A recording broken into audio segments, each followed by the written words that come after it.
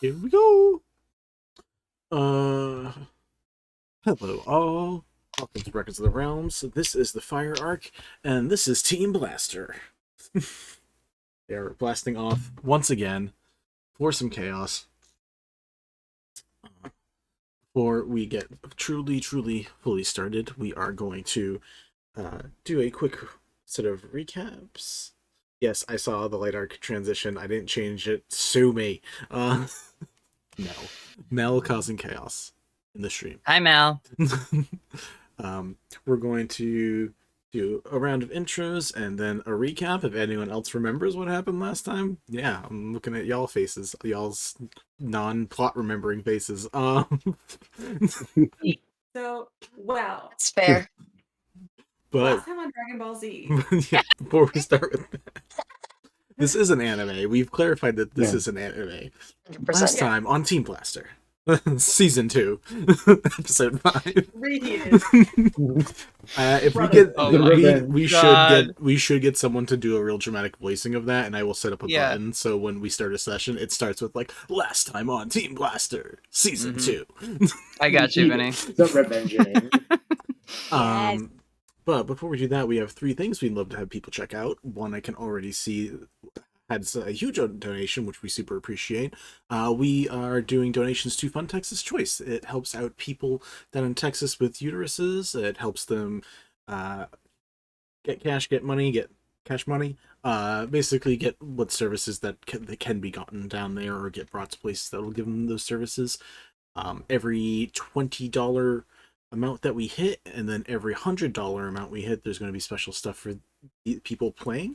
So I'm happy to say that you guys are going to get some little fun bonuses today, which is great. In addition to Fun Texas Choice, we also have our stream store where you can get fun merch like the shirt and some stickers that we have. And then thirdly, we are affiliates with Gemhammer, who sell awesome D&D/TTRPG in general stuff. They have a really awesome compendium book. They sell dice, they sell stickers, they sell so many things. And if you use our code REX, you get 20% off their store. All sweet shit, guys. Also, you should check out our Discord and come talk to us, because we like talking with friends. Beyond that, let's do a round of intros, and then let's get into a recap. I'm Vinny/Vander. And I do Vander.Vision, which is a cosplay photography and videography business, plus I also create D&D stuff. Natalie, you have the list, so who's next? I should have it committed to memory. Otherwise, I'm just going to go to my left, which is Dennis. I will have it. Alex. 2 seconds. It is Dennis. It's me? Mario, yeah. And then me. Damn. Yeah. Hi, I'm Alex/Alex. I do stuff in real life and in not real life. In this, I'm playing Sir Dennis Quail, who is a very wonderful bird. I'm sure you'll see all of that. I do in real life. I actually do computer repairs and I do computer help. So if you need help, go check out Twin Plum PC. We're wonderful, and we can help you anywhere you are, even if you're in like other countries or space. Not space. Actually, never mind. You have to follow through if someone calls you with that. I need a live someone stream. I need a live stream of someone calling you from space, being like, "Hey, You can set your background to be space. You know what? I That's I will ping you while I'm not in space, but in the air on my way overseas. Do it. space." For no good reason. I will. want a TV short Say space space where the in ISS between calls space. me specifically and says, "Hey, I was told you could help me in space." Look. If someone from the ISS calls and are like, "Hey, I need a hand," I will remote into their machine and be absolutely useless. But I'll do it. But you can say you did it. Exactly. That's important. Who is next on the list after that wonderful intro? It's me. Hello, adventurers. I'm Natalie Fuinia. I am the keeper / producer over at the Storyteller Squad, which we're on Twitter at Story Squad Cast. We are a Monster of the Week podcast. So you can come check out me and my hunters as they explore a more urban modern fantasy story. And here I play Corinne with moves very fluid. Let's fight a druid. Let's go. Why did you nadpod your intro? Why not? You had me up till that last part. Now you hate Emily, me. Now Emily Murph, Caldwell, Jake, I'm so sorry for what you just saw. I'm gonna send this clip to you guys. Please do. You guys are great.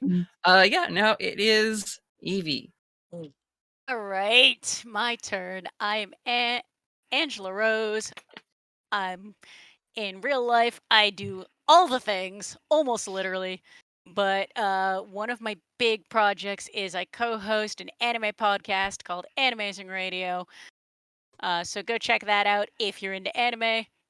Here I play Evie, best pirate ever, but we're not really pirating anymore. So Evie's just kind of being best support mom, keeper of the crew. pirating hearts. Well, if Okay. you think about it, if you take the pirate out of that sentence, you are now just the best ever. That's a good Maybe. point. Like overall. Mm-hmm. Which But would we are- include pirating. But Team Blaster is best team. True. Correct. I Trademarked. am unbiased. So I'm not gonna say anything. Now it's Grom. Hi, I'm Leo. I play Gromagul, but you can find me on real life at Miniature Orc or Miniature Orc Boy at TikTok.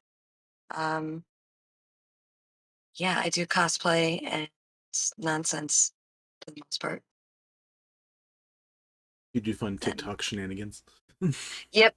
It's true. I'm mostly a cook though. But yeah. Take us home, Malen. Hi, I'm Lark, and I play Malen, the fantastic wizard. And I don't really have anything to plug. I'm Exalted Lark on literally almost everything. So if you want to find me somewhere, that's probably where you can find me. Awesome. Excellent job, guys. Very stellar. I enjoyed all the extra infos we gave this time around. Beyond that, ooh, I'm out of curiosity. Does anyone have a recap from last session? Who remembers what happened last time? Nope. I do. Just a note. Nope. Oh, we went to Corinne's monastery temple. Went to the moon. We did? We went to 69. the monkish place, Nice. and Yeah, Grum we- short-circuited. We had tried to figure out what we were going to do next, and so we decided to deal with some. Are we removing the druid or are we rescuing the druid? I can't remember now. Hey, you fit right in with Team Blaster, let me tell you. I'm not entirely Great, sure good. we made that something. A druid? We'll figure it out. I'm not entirely sure we made that decision. I think the decision was let's go and investigate. Yeah. Yeah. Right now we know we gotta find a druid, and as far as whatever comes after that, we'll wing it. And the Like closest fast you. travel point to where we were going was Corinne's temple. And then there was the training montage. The training montage, Kirin talking to people. And then I got to go home, y'all. It was really sweet. And That's then very sweet. Evie decided to go spy on the drow. There we go. And Malen decided to follow along for I don't know why, but whatever. Evie's Because not I going to live say for the drama. And because also, Evie's no not one gonna messes with the oh, what's his name? Swole mage, muscle mage. What do we call him? The himbo. Rex.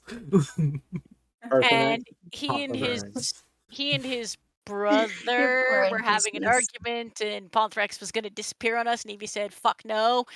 And then so he landed himself on a rooftop, and Evie with Malen in tow ninja parkoured up to the roof, and that's where we cut it. And we also played a little parent trapping for Grom. Yeah, you just send me up. That You mean literally just Yeah. that happened. Look, It's a you good gotta time. take care of your boy. When Team Blaster makes a Good boy. decision, Vinny, we all own the decision. That's Yeah. a bad style, but you can enjoy Absolutely that true. style. When one of us forgets the whole plot, we all forget the whole plot. Yeah, That's right. The whole it's, plot. it's a group decision. 20 sessions 20 sessions later, I believe, was the hashtag. We share everything, including the one brain cell. And you guys share it like pros, let me tell We you. lose Very economical of you, to be fair. Vinny, for Bear what it is, hands up with it all the time. for what That's it is true. worth, Vinny, in one of my other games, the GM let me have a necklace of fireball, and it Oh, has not been used yet. proud of you. Oh, okay. I was like, what does that mean? And then there was Is that a one threat? less orphanage in the world. It means there's a reason. There's a reason I am part of Team Blaster. Mm-hmm. No, you Anyways, seemingly are the most calm one of us. yeah, seemingly. That's Character and player are very different. Listen, I use my vocabulary very wisely. character-wise, yes. I'm arguably the least chaotic, which is new to me. But as we do start up the session, that was a solid sum up. You guys worked on some stuff back at your base.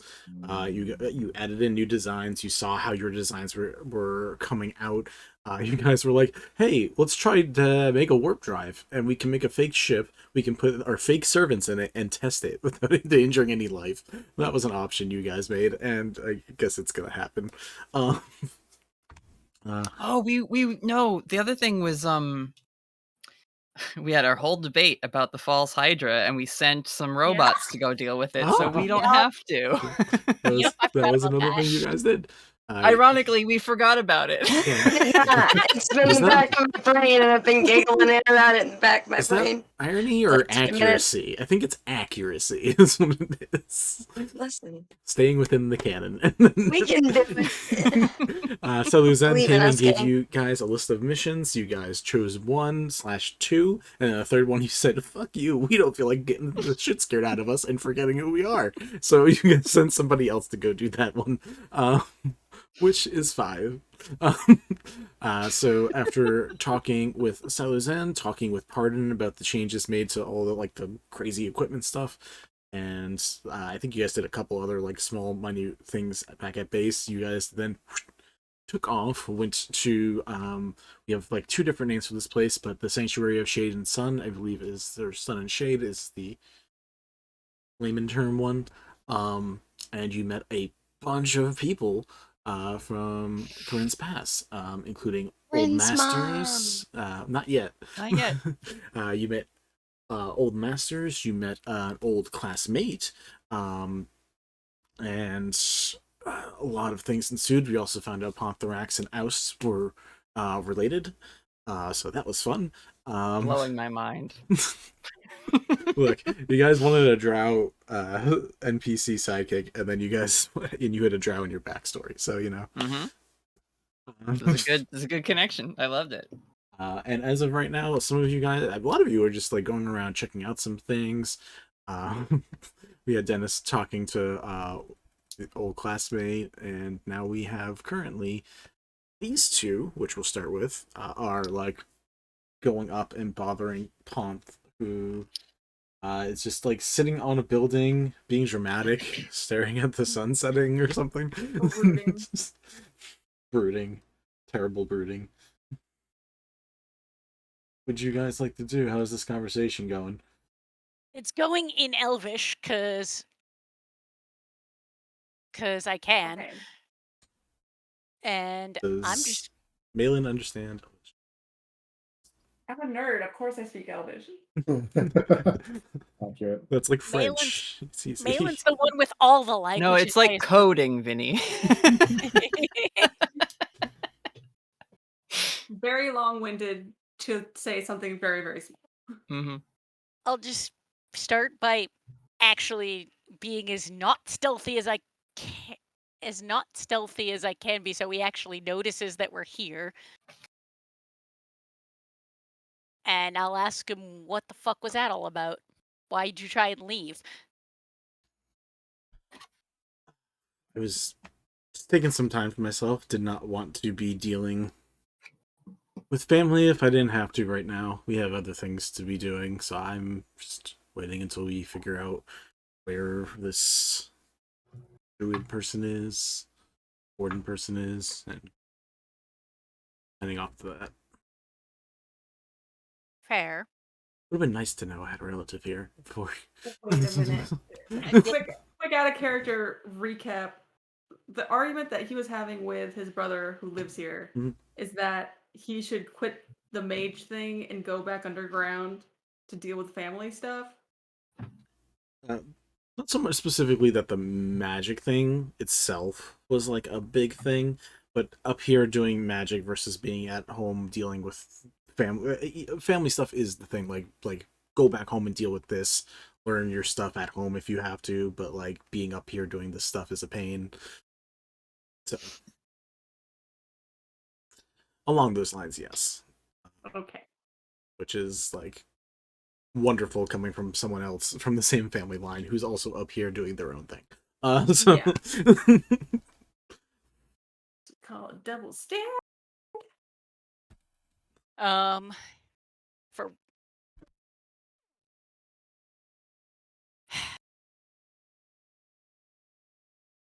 family can be difficult, I understand. That's ultimately why I left mine behind and never looked back. But you're part of the team. We value you, and if you want to talk event whatever, I'm here to listen. I mean, I can't say it's anything too. I guess it's serious politically. Family's just one of the upper echelon families, not like the tip top, but like the higher ups. And there's responsibilities I'm supposed to be having in society, specifically helping guard an area, helping deal with some other things in the area, helping like.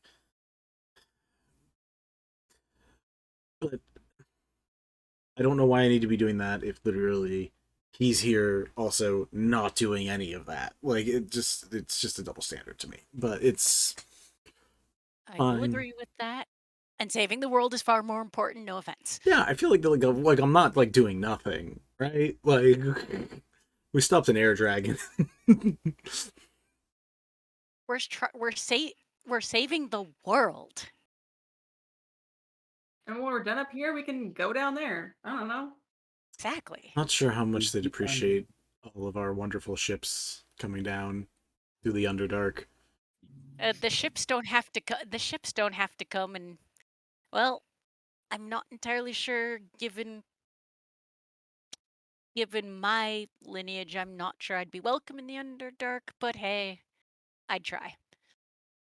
Also, it just gives Dennis something to get excited about for instead of in-air travel, Underdark travel. We can make like a little, I don't know. And let's be underground real, when this machine. task is done, convincing Grom and Kieran to come along under the grounds of continuing to save the world, they're not going to say. I don't think they'll say no.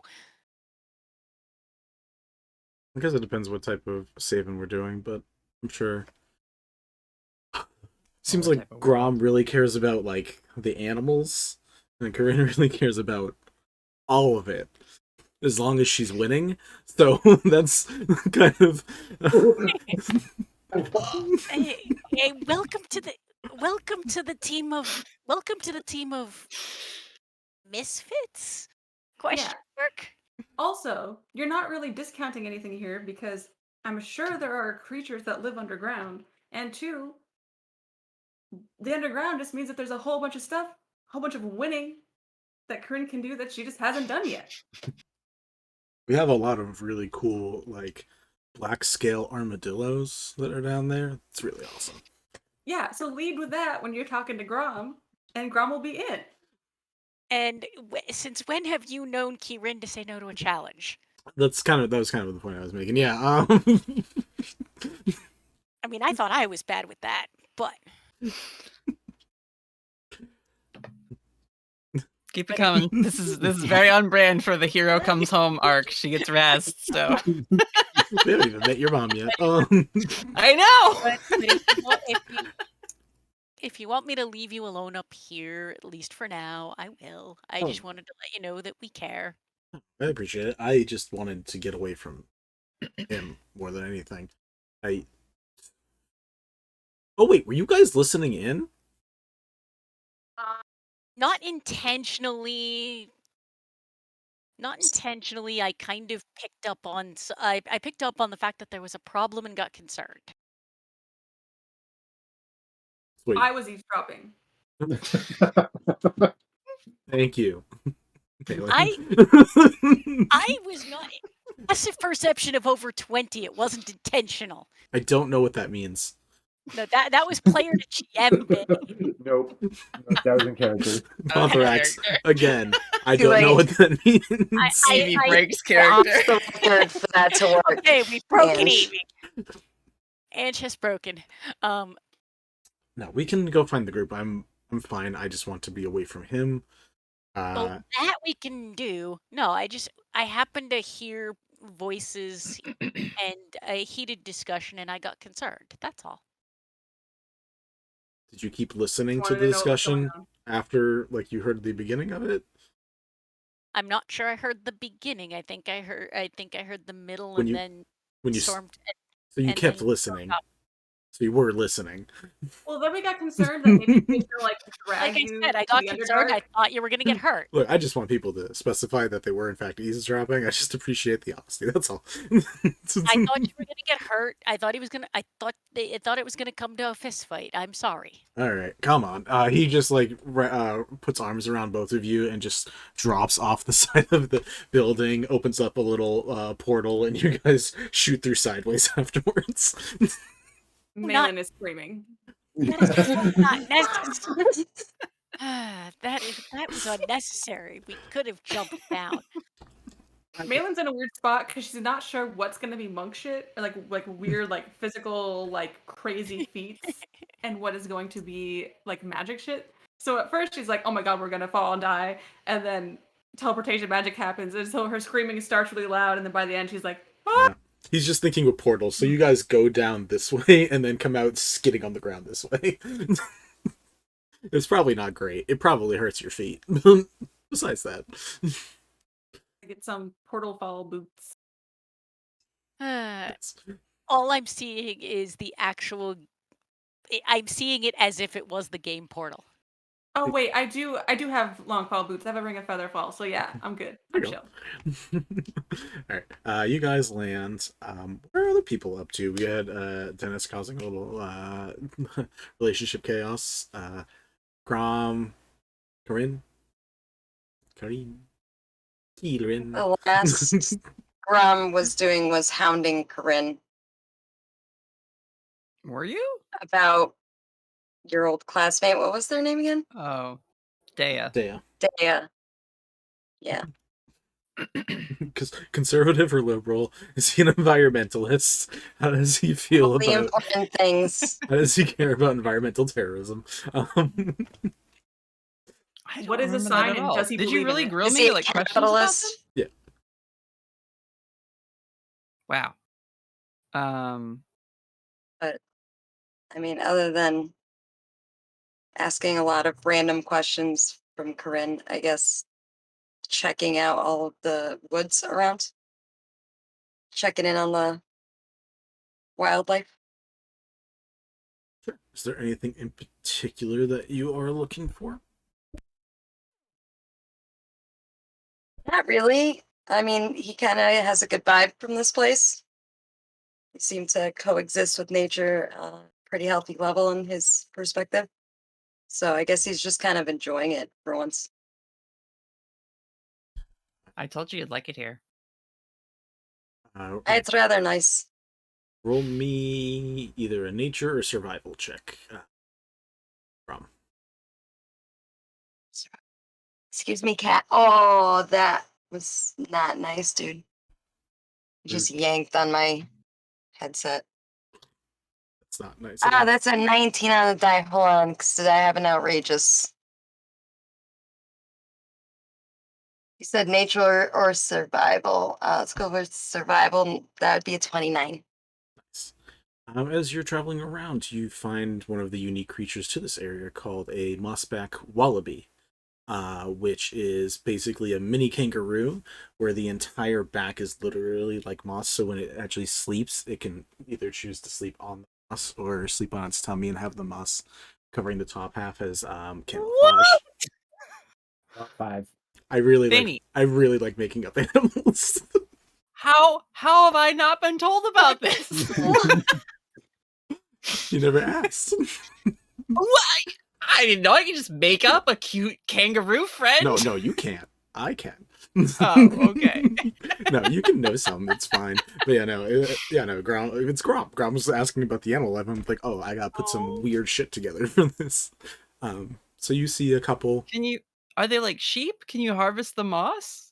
You probably could. I didn't think that far out, but you probably could. But Moss is easy to transfer from space to space. What's really fun is, as you were probably a kid, Corinne, these were probably some of the things that like came by and like scrapped with you. Oh, sparred with It's us? just Like not like a full one, but like when you were like 2 or 3, like, and they're just Yeah. hopping back, run away. I definitely picture a sequence of like young Corinne and Dea and Rika like riding on the back of like a stampede of these things as they like chase down a mountainside, just like, like hanging onto the ears and Having your Tarzan son of man moment. getting in trouble. That's one of the cute little fellows that you can find around. They're not like aggressive in a bad way, but like you get close to them and they're like, I don't really care about you. Like you can just start doing some punches at you, but nothing that really hurts. The idea that because they hang around like this monk area so much, their punches are like a little like wing chunny. They're like actually like there's like a little like they're animals, but there's like a little bit of like Martial arts in there. There's some form to it. Small amount. Like most of it's wild, but every once in a while you'll just get like a elbow strike and you're like, whoa, dude. Oh, you're a kangaroo. There's an old grizzly wallaby who's got like the mustache whiskers and like big bushy eyebrows, and like when you're 5, you get sent to the wallaby of the mountain and you have to like defeat him in a fist fight. He just whoops your ass. What did you roll in your survival check? Actually, one more time. 29. So one of the more unique things that you see is that this place is very high in the divine energies, specifically of like very dichotic, like good and bad gods. One of the ways you can see that actually affects some of them is that most of them just have like a regular thing of moss. A couple of them have, it looks like fireflies, but like it's not actually fireflies. They have just like a light little phosphorescence of lights that come off of them. And basically these are known as variants. It's basically Pokemon variants. There's a shade and a sun variant. That's the sun variant. I like making creatures, guys. It's very fun. It's for me. very like love it, the 100%.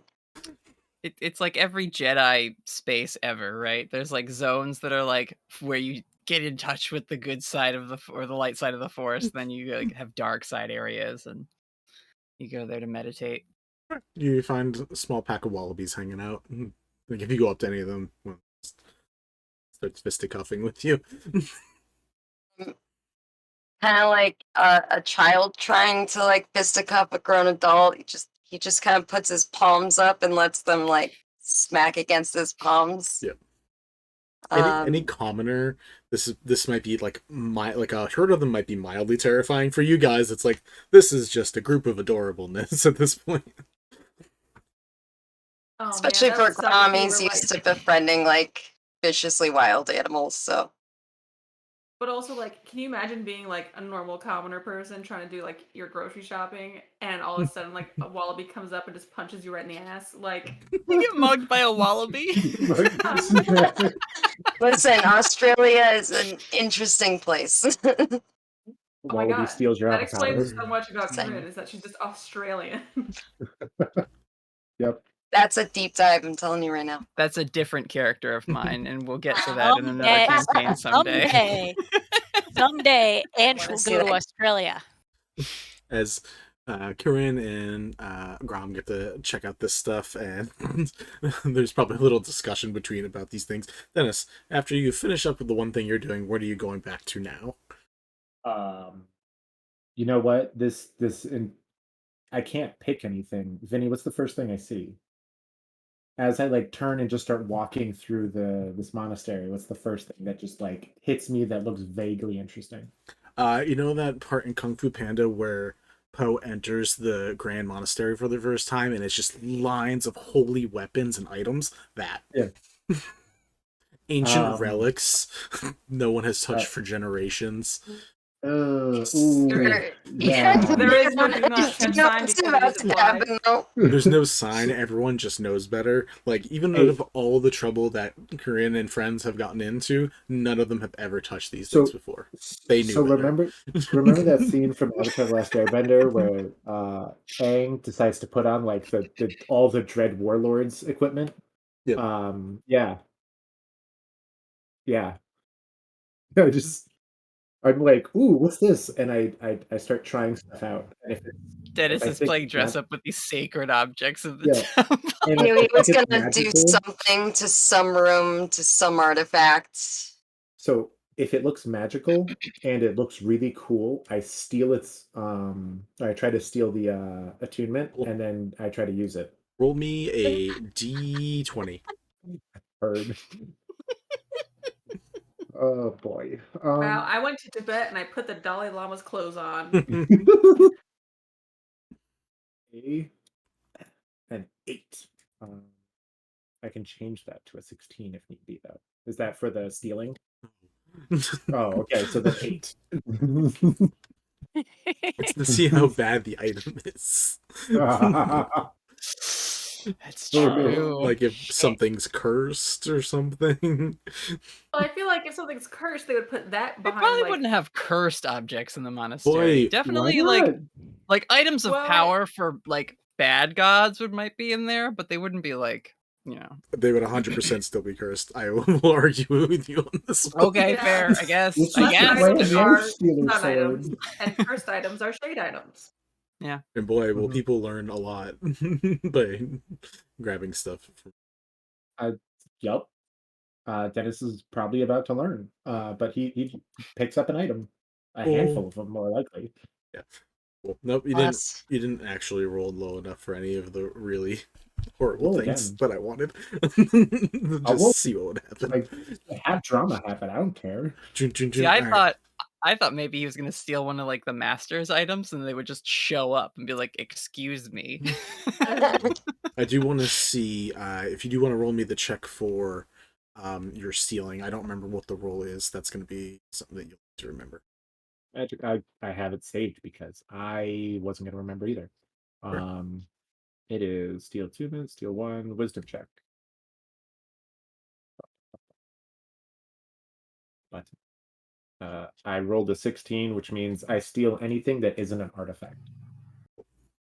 It's not an artifact, but you do find a spear that you steal the attunement of. Right. you're gonna get us kicked out of the monastery. Yeah. You guys are going to be like, all right, let's go to the druid. Where's Dennis? And he's sitting outside of the monastery, like, hung up on one of the giant dragons, just upset. I want you to meet Master Vith so bad. Man. Well, now I'm imagining that's also what happened to like Corinne and Co. when they would get in trouble. They would just get hung up by the little dragons outside. hmm Well, no, they'd make us polish them. Ah. Oh no. Uh, Oh, yeah, There's- climb up there and do it. it's a very quiet purr from a corner of the monastery. We're gonna play Okay. cat. We're gonna play cat and bird with this, you know. Yeah, of course you are. Why not? Yeah. Oh my god. There's no voice. There's just purring, and it's just circling around. You can't hear the footsteps. You just hear purring as it's moving around, vibrating in the room. Slow little bits of dust slowly coming down. Dennis doesn't see shit. Like he probably hears the purring. He might like catch it, but not. However, there is like a little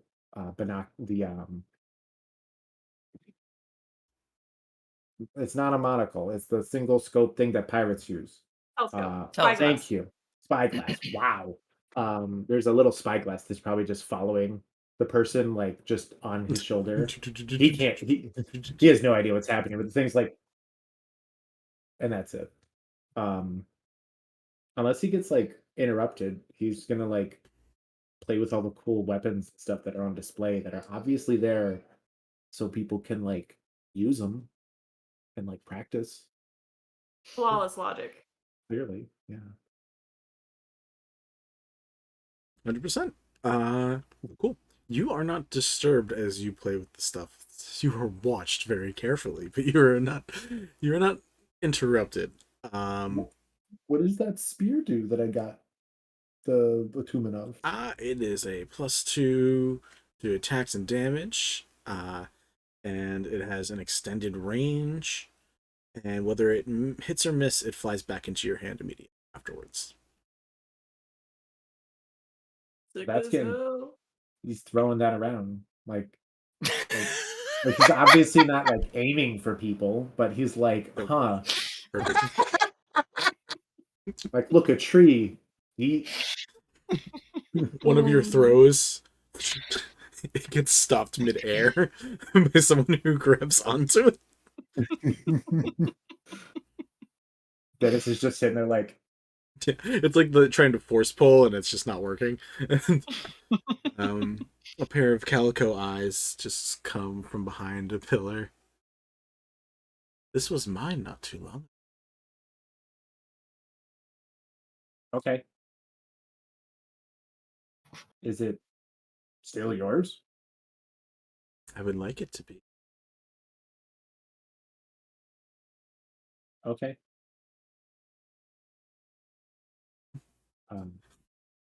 He just sort of like looks at the lantern and shakes it. I don't know if I can do that, but you can take it. She opens her hand and the spear still flies back at you. He catches it, walks back over to them, and just like hands it out. Like, here you go.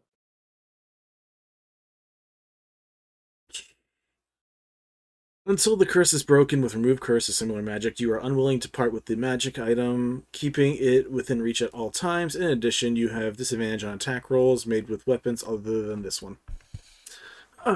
So just so you know all the other information. See, you're eventually gonna find out. So he's still like he you go. He's gripping at white knuckles. He puts the Just lantern like- down and is just like Stuck to his hand like it's glued, shaking. Like, he gives it out, and the person goes to take it, and he's just like, I was trained to handle its capabilities, including its detriments. I think you would need a much longer time with it to get better. probably. Are you with a monastery? Order of the Rose Thorn Lantern. Ish? Interesting. Templars and paladins and whatnot, trying to save the world. He says it very much like someone who's very proud of it, but he's like, yeah. I think we're going to need to go find our Master of the Sun. She might be able to undo this. And she starts just walking you as you're holding like the butt of the spear. She's just leading you along. One of I'm those just like, daycare kids on a rope. A whole like 2 hours later, after Dennis has met Master Ladira, the Sun Elf in charge, and a couple other people, you are removed cursed from this item and sent back to your friends. None of you can find Dennis for 2 hours. Cool. the whole Amazing. time I have this really like monotone droning voice, just like, so how are you doing? Are you okay? How's the family? Do you do a lot of work around here? And he's just making small talk the whole time. That's part of the But curse. yeah, clearly. 100%. Whenever he's cursed with items, he's just forced to make small talk. Canon. But yeah, otherwise he's like, yeah, that's I'm aware what I just did. I think. Okay. So what do the rest of you do as Dennis is stuck away for 2 hours? Well, I would like to go talk to Master Vith. Because I don't think I got to last time, right? The lizard folk, my like No, teacher. this was sunbathing. Yeah. So I would like to talk to them, but I also would like to see my mom. So who do I find first? But since you're in the main monastery, I mean, you could probably find your mom around here, but you're more likely to find her like a little bit down in the town. But I mean, you saw where There's a Vith town? was. There's like area where people live who aren't specifically like.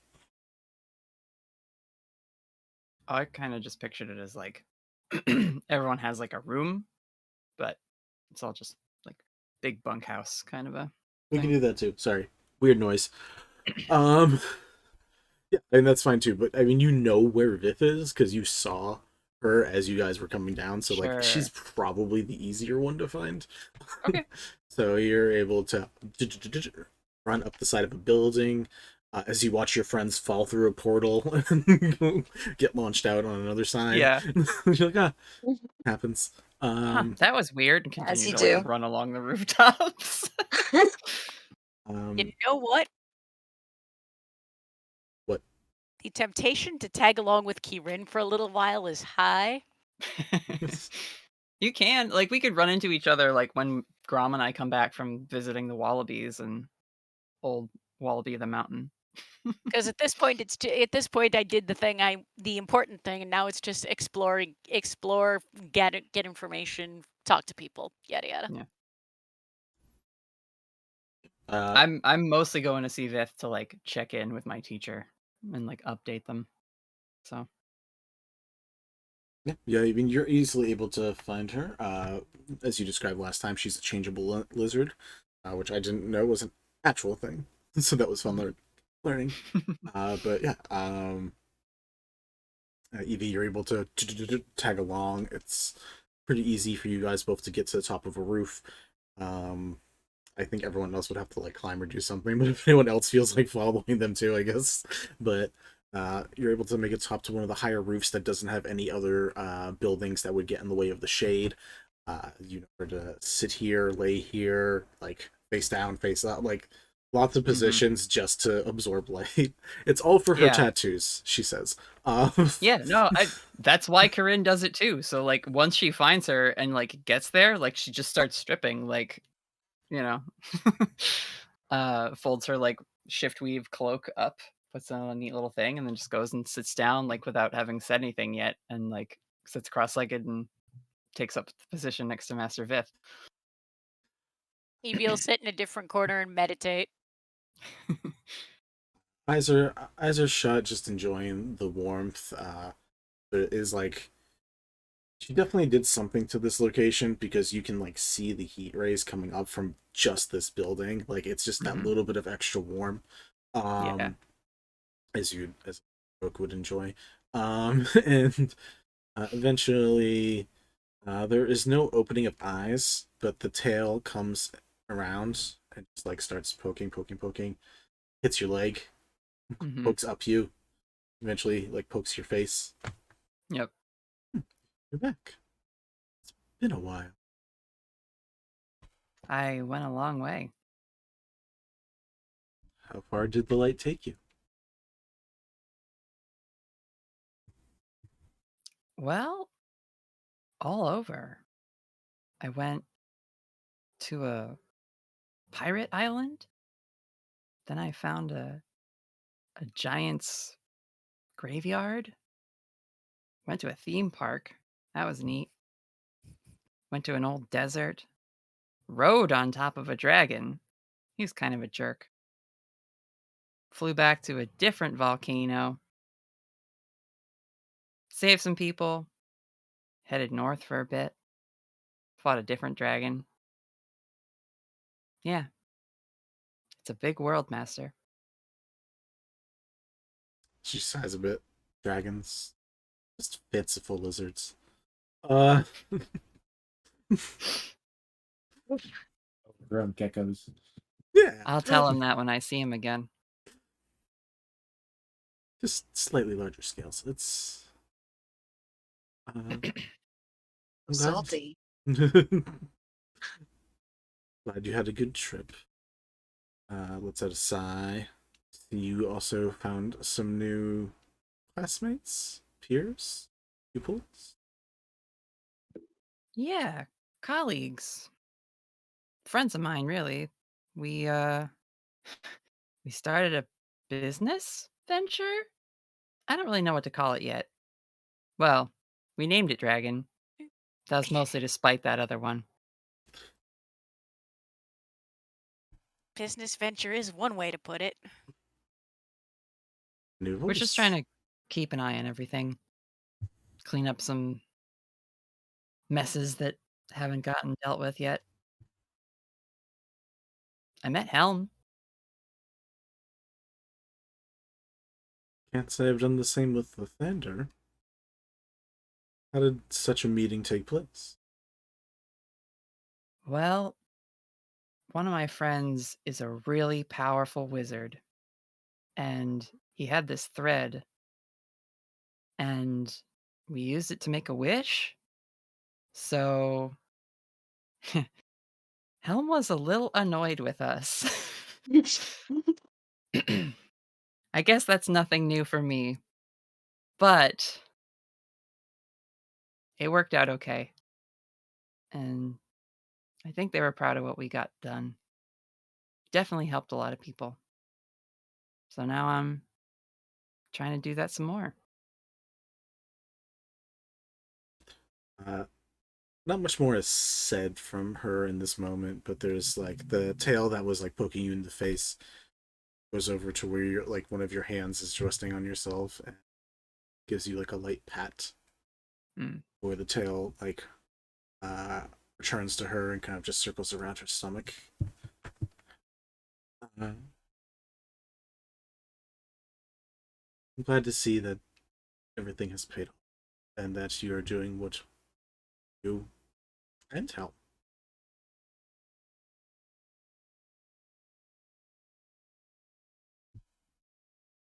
I'm not sure really what's next. For a while there, I had a path. I think I'm looking for one again. What do you do when the way is uncertain? Find the lights that show you the way. Hmm. I believe one of them is looking for you right now, actually. Corinne will open her eyes to look around. She knows that Vith's like sense of perception and things is better than hers, so she just like needs to see. She can't just like sense it. You see a couple building, not even buildings, on like the edge of what the monastery is, the walls. You see Clem is kind of just like looking around, like on the outside, looking down around. She has a monk girlfriend. She doesn't know where the fuck you are. Yeah. She's just like, she in a tree? Did they go for a run for fun again? Like the dorks they are? And like, she's just like looking around. She Corinne seems... can fly, so like Yeah, there's really all we the did that. options. Yeah, we did that at least once before. Yeah, Mhm. fucking jocks. Yeah, and she's just like looking around. She's not like monk climbing up buildings, but she's like doing her own fun way of like getting up there and then Yeah. enjoying the view for a moment and then just looking around and trying to see if she can figure out where the hell you are. Yeah, Corinne smiles and like her cheeks flush a little bit. I guess you could smell her on me, huh? Yeah, it smells fruity. That would make sense. That's a layered joke, guys, because her name's Clementine and they're gay. No. And she's like in Uh, a fruit stall. It's not funny unless Yeah. you explain it. No, she's a smoothie barista. No, but Corinne says, that's a light I've got to keep safe. And I'll follow it wherever it needs to go, but she doesn't ask a lot from me, which is nice. But and her like little toe, like one of them is like kind of tapping, and like shocker. she's got her hands like Corinne is getting antsy. It's been all of like a 5-minute conversation. Yeah. And but she's just like squirming a little. She's like, but I get that tug. So as long as she'll come with me, I'd like to find out where we're supposed to go together. Did you know the stars move and constellations change? Really? Yes. Not a lot. Looks over. Evie responds like, "Oh." Gives a nod. Eyes don't open, but there's like a Yeah. nod of respect. Corinne looks at Evie and gives like a, what did you do? You never told me. One, that's from you. Did you not That's from share all this of my information? time on a boat. And two, you didn't ask. There's just a quiet look between you two of this exact conversation. Yeah. Like, some of the constellations have changed over this. The Panther in the sky, which you know is one of the constellations, has lost one of their stars. Both the Panther and the Wolf, well, others, humanoid fields, have moved. The stars have moved just slightly, giving a shift. Numbers change, locations change, but it's still the same constellation.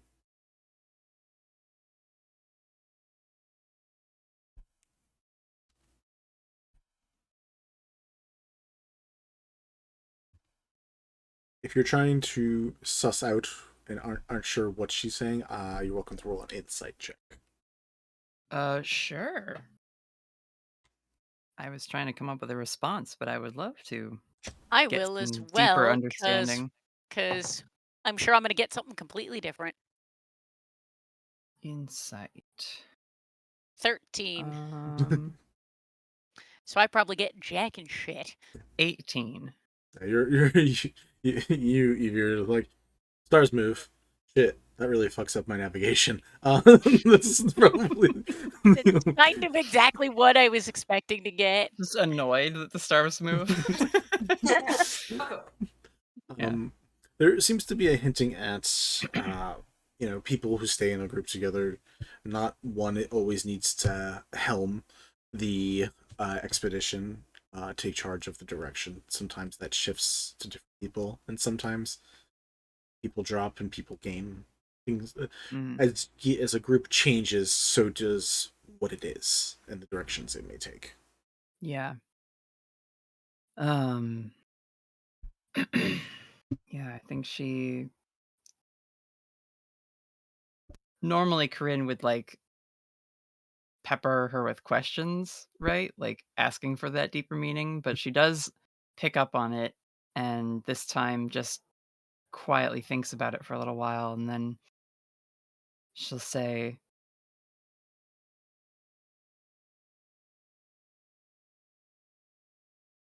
"What do you do when good intentions don't turn out the way you thought they would?"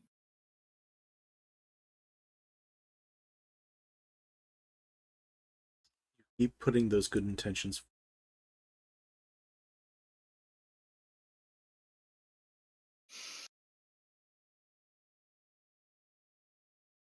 The world is, like I said, it's big, but there's a lot of pieces moving on it. And I don't presume to try and control it all, but I would like to try and make things better for people.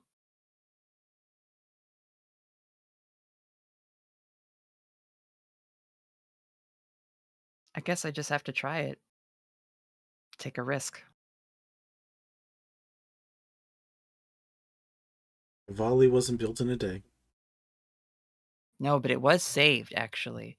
And she'll like go in a whole, The energy, explode, like the energy. expressive,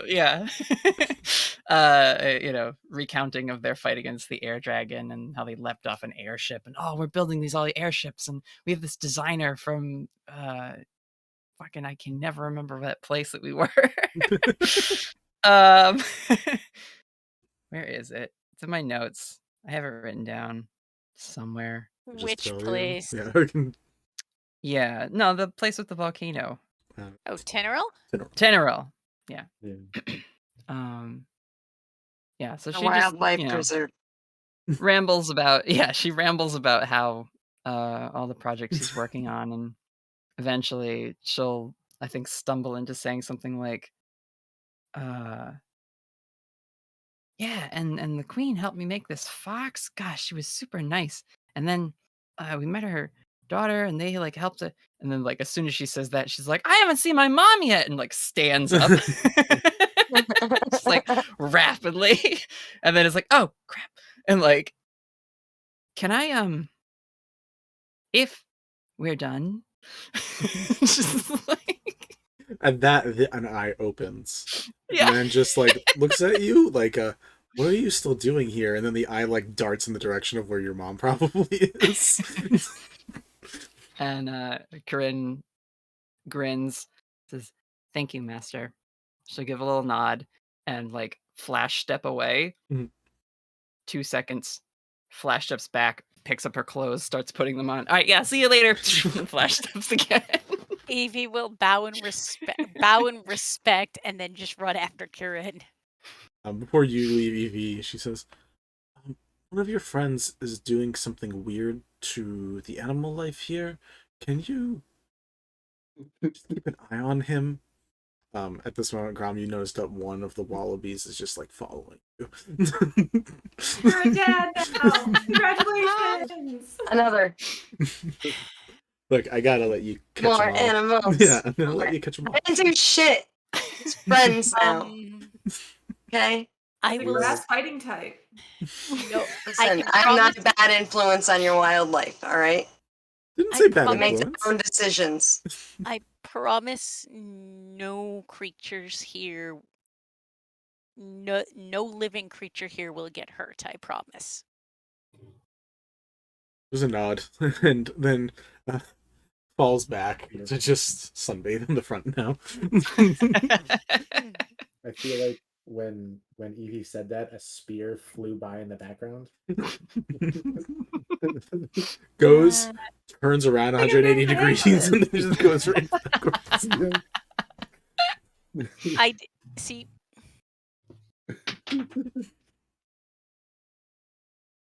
Corinne, are you gathering people to go visit Mom? No, she wouldn't have thought to do that. Malen's in the library reading Sorry, books. y'all. Evie would have Alright. Evie would have started running after because Evie can. That's fair enough. No, Finally that's seeing not for you. you guys take off, Clem is like, oh, there they are, and there they go. Does the half Yeah. hoof just like, I'll get there Actually, eventually. yeah, I think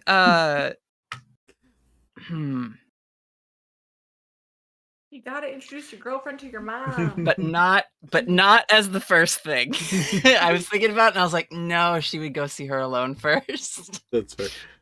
You go do that. Malen, roll me an investigation check, or history check, or arcana check, whatever you're like learning about. Let's get you some knowledge. 18. Oh, what was it? And What that's kind? what sorry, Arcana. I rolled an 8 plus 10, 18. Solid bonus. That's what we call min-maxing. Hell yeah. That's what we call min-maxing. Cool. I'm good at one thing and one thing only. Where are you going to find it? Where do you think you're gonna find it? We'll just play Well, off of that. If I'm remembering correctly, the argument between Parthenax and their brother happened in a library of some sort. It happened outside. Happened outside? Okay. Alright, so Malen's just gonna start looking. I mean, if I have to roll an investigation check to figure out where they keep their shit, Oh no, that's one thing. sorry. I was asking Corinne where she thinks she's going to find her mom. Oh, sorry. I thought you were Oh. still with Malen. I would say Corinne would check the kitchens, the gardens, maybe the laundry room, or there must be like a library, right? Like a Yeah, you guys definitely have like some form of library. something that would need like cleaning or like dusting or something like that. Yeah. So I can roll a d4 if you want. Yeah, do it. 1. What did I say first? Garden? I think it was garden.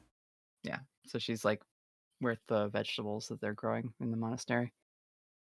Yeah, you flash step around, literal flashpoint, just going through. Where's my mom? And eventually, find your way in the garden, kicking up like pure dust and dirt as you do. Can I say that she's not even like going to the garden to look for her mom at that point?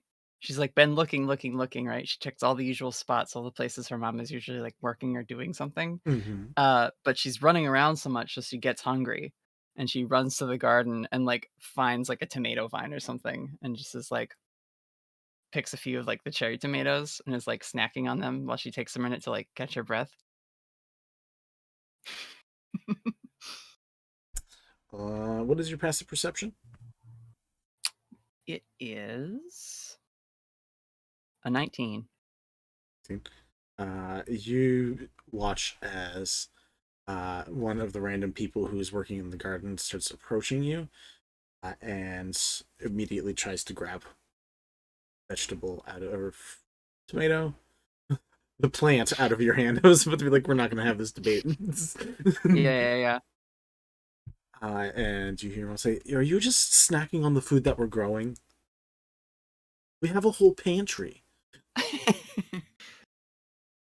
I think Corinne like blinks for a second and then is just like, hi mom. And just give her a big hug. Hi. Malen, as you're sifting around through stuff, you find texts about duality and dichotomy, something that really can only be found here in a place like the Sanctuary of Sun and Shade. There are other places that preach it, but this place is very exact about balancing. As you are going around, looking through a lot of the very fun different things that you find a text that explains the capability of holding opposing forces at the same time and having them both functioning fully at the same time. You find a scroll with the Summon Celestial spell on it, and you are able to, for a number of turns equal to your intelligence modifier, have that and your fiendish spirit up at the same time. Oh, we guy summoned last time. Yes. Malen is just like giggling to herself in the library while she's like counting this down. Like it's like dead quiet. It's like this very like respectful. Like there's like sunlight streaming in, and all of a sudden you just hear like Evil witch laughter in the distance. A diabolical chipmunk has found something they enjoy. he is. Evil acorns. Summon Celestial and my demon guy at the same time. I don't know what your modifier is. I'm assuming it's a 4 or 5. Yes. What is a 5? As long as you can hold concentration, you can hold both of them up for up to 5 turns. And then one. And now I have the thing where I can hold concentration for 2 spells at once. Yes. This is fantastic. I'm unstoppable.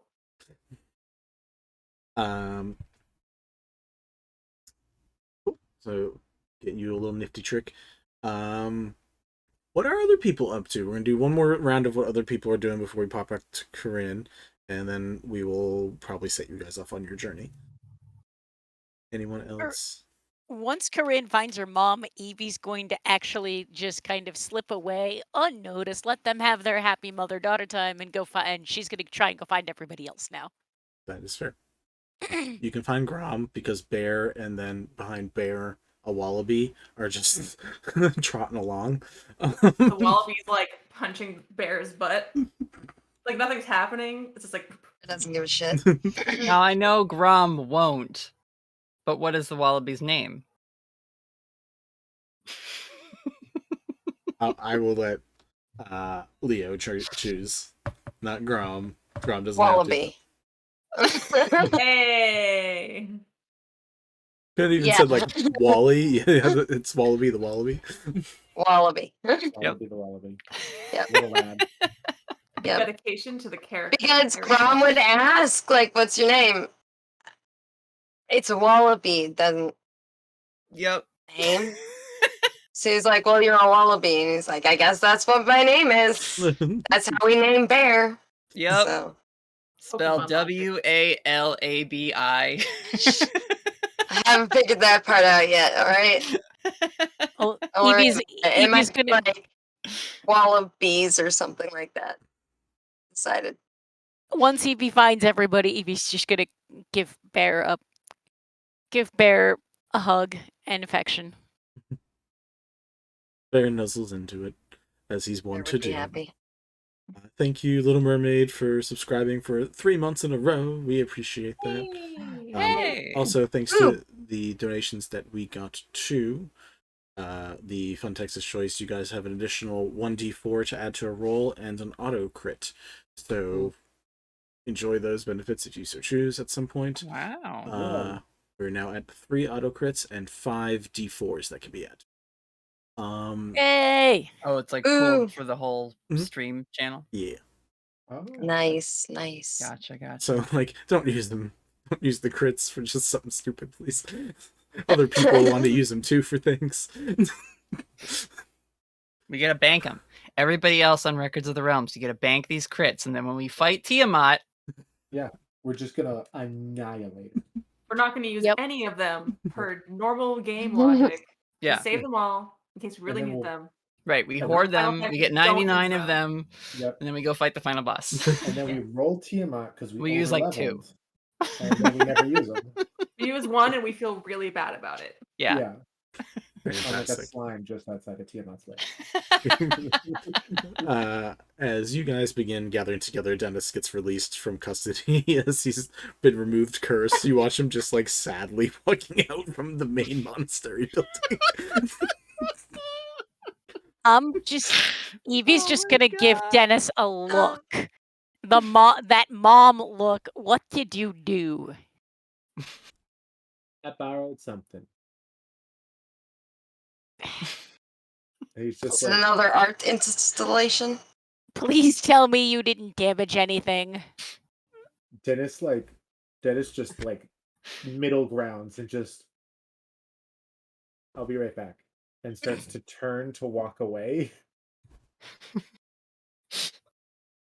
I mean, Grom gave him a really bad idea. God. It's very surprised. Oh, Oh, no. You've done it. Listen, Grom has been involved in I think every single one that he's done so far. Mm-hmm. Yep. Minus one. No, I've only done 2. 2. You've only No. done 2. Deh-nys will stop and go, no. I have to sleep here first. Then art installation. I didn't know there were parameters behind it. Of I course. promised. I gave my word to one of the masters that no creature would be harmed. I only borrowed a spear, and he just like shows, he like makes like a motion like a spear, and then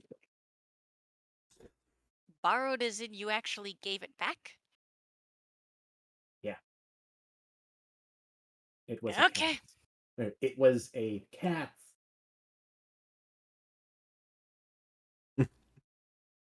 It's just that's it. At that point, DV will shrug. Nothing is being damaged. That's about the extent to which it matters. Shenanigans is fine. Damage to property and things that do not belong to us is not. Oh no, this place is actually kind of great. You probably just gave that instructor something fun to do with their afternoon. Wonderful. Grom seems to be enjoying it, at the very least. Everyone else is having He a doesn't want to decent burn it time. down, so like he's kind of agreeing with Evie at this point. I Like, That's if good. That we would have been were in a real fun. I different would have spot, loved to this see the might be contention. argument or pushback. Would have loved to Grom, I see the see. contention. Grom, I see you made new friends. Hi, this is Willoughby. He's rather sweet. Careful, he might kick you.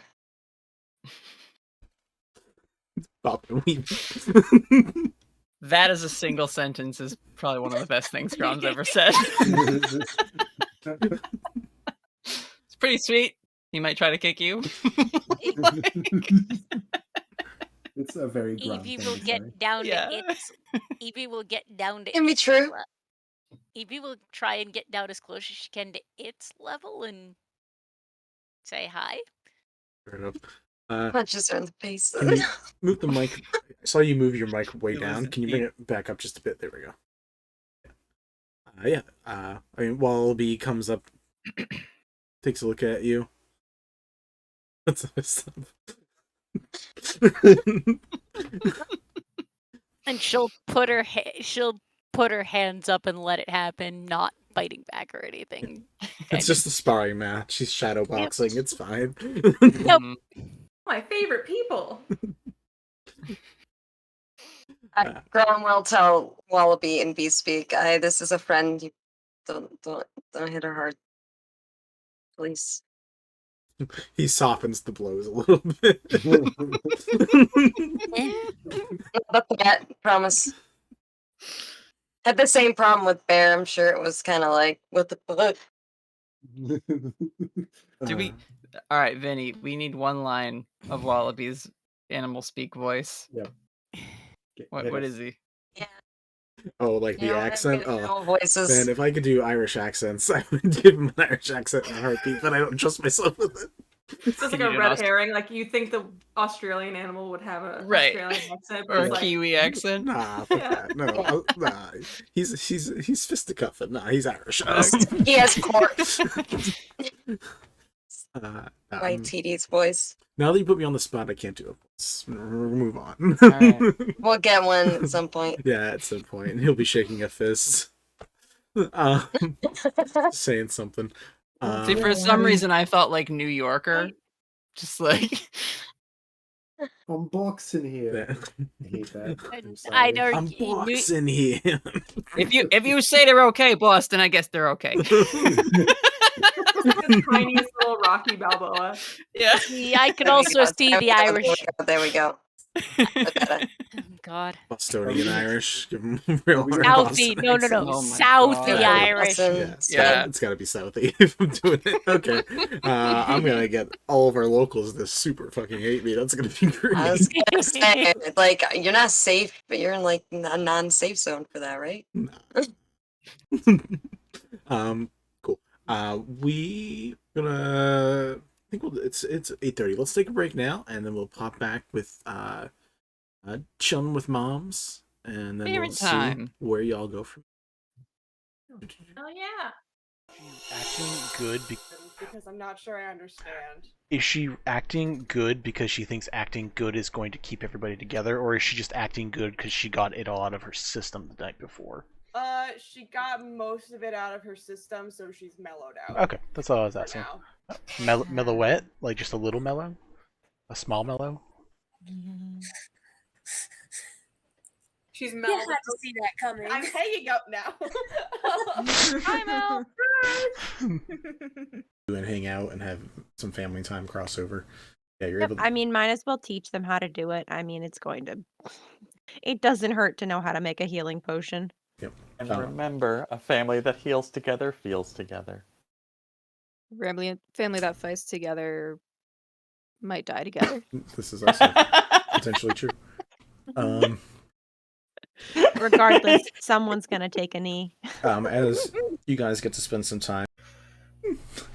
I mean, there's people, but there's not like a lot of people, but people. Oh, I didn't know. I assumed we were the only 4 in the shop, so that's my mistake. Well, I mean, his shop is kind of like an outdoor stall. Like again, he's literally like that guy from the opening from Aladdin, where it's like it's. No, the face. My I want that face as our new group chat. Please no. Please no. It's happening. Seriously, me. For fuck. We would have gone and done the fucking mudslide. That would happen at some would point. have. It's Sid's favorite place. It is Sid's favorite place. Sid loves dirt. It loves dirt. It is a great paladin that swings a shovel axe. It was Of course, just, Sid it loves was dirt. It was just the way you said darling, it. It was the way you said it. Fantastic. We're not Sid loves arguing the dirt. fact. It's just the.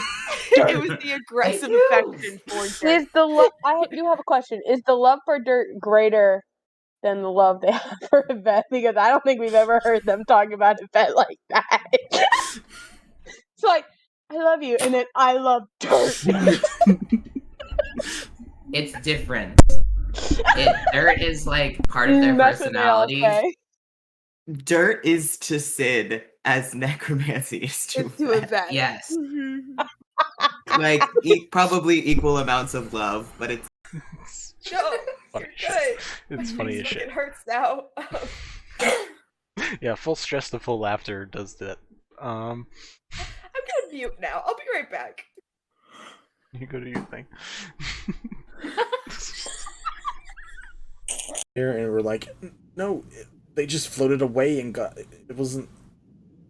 Unless she has some crazy magic, like people like are willing to testify, but you're probably gonna go to the police to just like have to explain some stuff. As this is going on, you all feel for the first time on Wishfall an earthquake. The party is lightly interrogated, sees Leon tied up and exhausted. He was in magic people cuffs, like with all the fingers. Yeah, this is fun. We are accepted into the tribe, given jobs and a place to stay for the night, and instructed to report back in the morning for more stuff. Scaldy runs into her brother, shoots him in the foot. A classic. They do a little Classic talking. Scaldy. Yeah. That moment did become like a defining moment for Scaldy as a personality trait. I do love I remember so clearly, it was like, you see your brother there, and then there's just this pause, and you had to be like, what do you do? And then the pause lingered, and then it was, shoot him in the foot. Just total throwaway. I was thinking of which was the least damaging to shoot. I feel like Connie can't contribute to the conversation right now. She's just staring angrily at her wall, like fuming quietly. She's gone from angry throwing stage to just trying to figure out if I have like a stress ball or something. I don't think so. I can be I can the Barbarian can be used as a stress ball. I'm debating. Don't make me full name you, Mel. What the fuck? Is this where Kellenborg died, Vinny?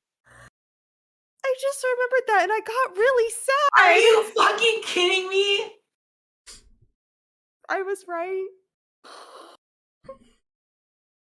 Not right here, but in this place. He died here?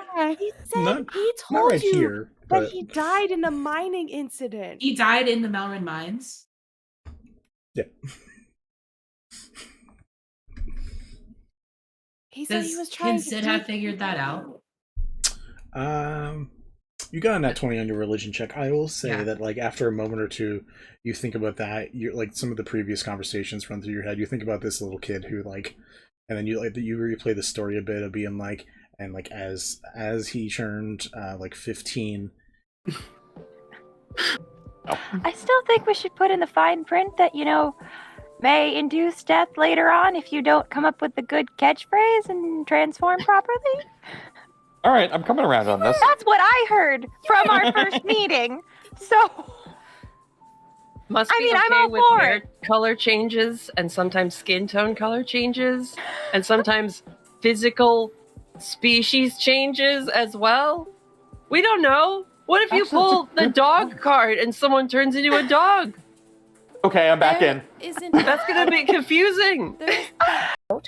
First of all, the Ivory Queen has some ways to get us out of the city. From here, that might be easier to get to than the greenhouse, especially considering how far the greenhouse is from us, and the fact that we neglected to remember that the city sells watermelon that lets you see through invisibility and disguise self. So, I'm sorry, what? yeah, there's magical fruit. It's kind of normal now, so I kind of forgot to think about it. But there's magic fruit that makes you do all wonder of things. It's really, really fun. But one of those is see basically into the ethereal plane. I can't fucking wait to leave this place. What the fuck is this fucking hellscape? But it's so where you've got interesting. weird ass magic fruit. Round. How we feeling, guys? I am not feeling good. Just fucking peachy. Cool. Did I take any damage from that real quick? Oh, you took 14 damage. Thank you for reminding me. So happy to help. Never remind him. Hey, did we have homework last night? That was I'm not drowning. that was- I am sleeping so good. that was kind of the energy that got tossed out. Neither of us belong here.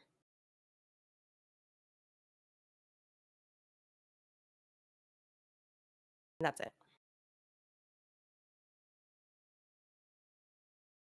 It's fine. It was.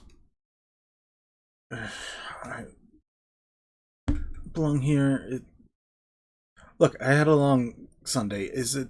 We don't belong in the Undercity. We don't belong on Wishfall. We don't belong in Vagari. Can you be more specific, please? There's just like a lot of different places.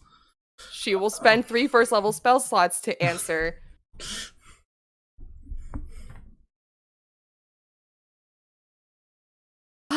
gonna kill you, At least Vinny. you're about to get your rest. Yeah, no, thank fuck. Probably the least liked. Things that smelled awful, ratty mud off the street. And Onolove explained it as, if you give even the worst thing a chance to be better, there's a good chance it might happen. I mean, not to be a person of a singular track mind, but you know, that's the way that Kind wants to go, is just down that one tunnel instead of splaying out into these other ones. We can always check them on our way back, but Did you just make a one-track mind joke? yes, I did. Fuck off. God. Awful. Fen Listen. meows in annoyance. I give him scritches. George, just happy to be alive. Yeah, George is just hanging out, just George is trotting just along. doing his Goes up best. to Sid, hoping for some pets. Oh yeah, Been a gets, minute. Sid just picks him up and he's like, "Oh, hi, buddy." Oh my god. Temerity, You know what? I'm- Temerity's saying I- that to Asimar. I'm gonna be real. Have you ever held a weapon before? Oh, many a weapon, you would be surprised. That's. I'm not talking You about set your it up. dick. I am not talking about your dick or someone else's dick. I'm talking about something you could. Something. Nothing you Something say you could is going to stab help. with. Nothing Nothing you I've- say is going to make it better. Something you might potentially murder someone with. Both of you to assume my You can part. murder. Thank you. Connie, you can murder someone with a dick. This is news to me. Spoken like a true lesbian. Happy think a Pride Month, lesbian- everyone. What are trees? And it's like, those could make some cool toys. Yeah. Some good wood. Yeah, Some nice like bark. that would make a good grave. Like I think the justification is that would make a good grave. I would not bury somebody there. Don't bury somebody to that dirt. Don't do it. We're Bad not dirt. burying anyone here. We can't kill anyone because we can't bury them I here. want to know what justifies as bad dirt now.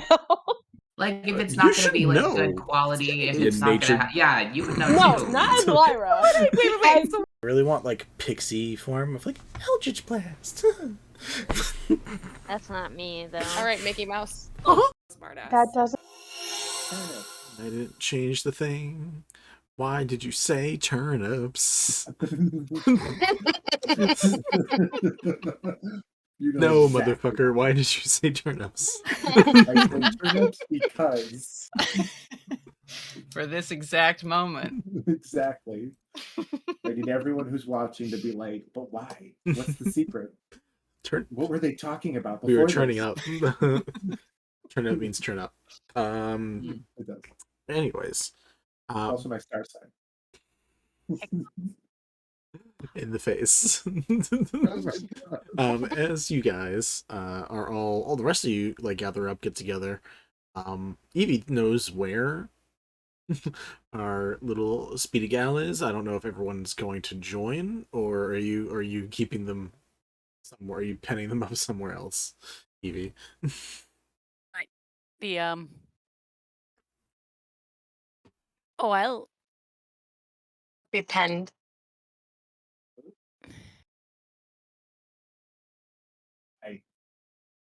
what? I don't know. Okay, I was just asking if you're showing people where. Oh, I will point it out, but then explain that I explain. Let's let Kieran have time with her mom. I want to. It's immediately from Dennis. I want to meet Corinne's mom, and he just takes off. This is why I asked. Okay, cool. Cool. So, Corinne, you run into your mom, Zell, I assume, right? Zell, yeah. So her full name Elali. is Ket Zell. We're Yeah, gonna go everyone with just calls her Zell. Yeah. Pretty sure her name is Mom. Gosh. You can also Yep. bring your mic up closer to your mouth too, good sir. It doesn't work like that. I have to do this. Oh, is your mic all the way over there? Yeah, but I can turn it up. Thank you.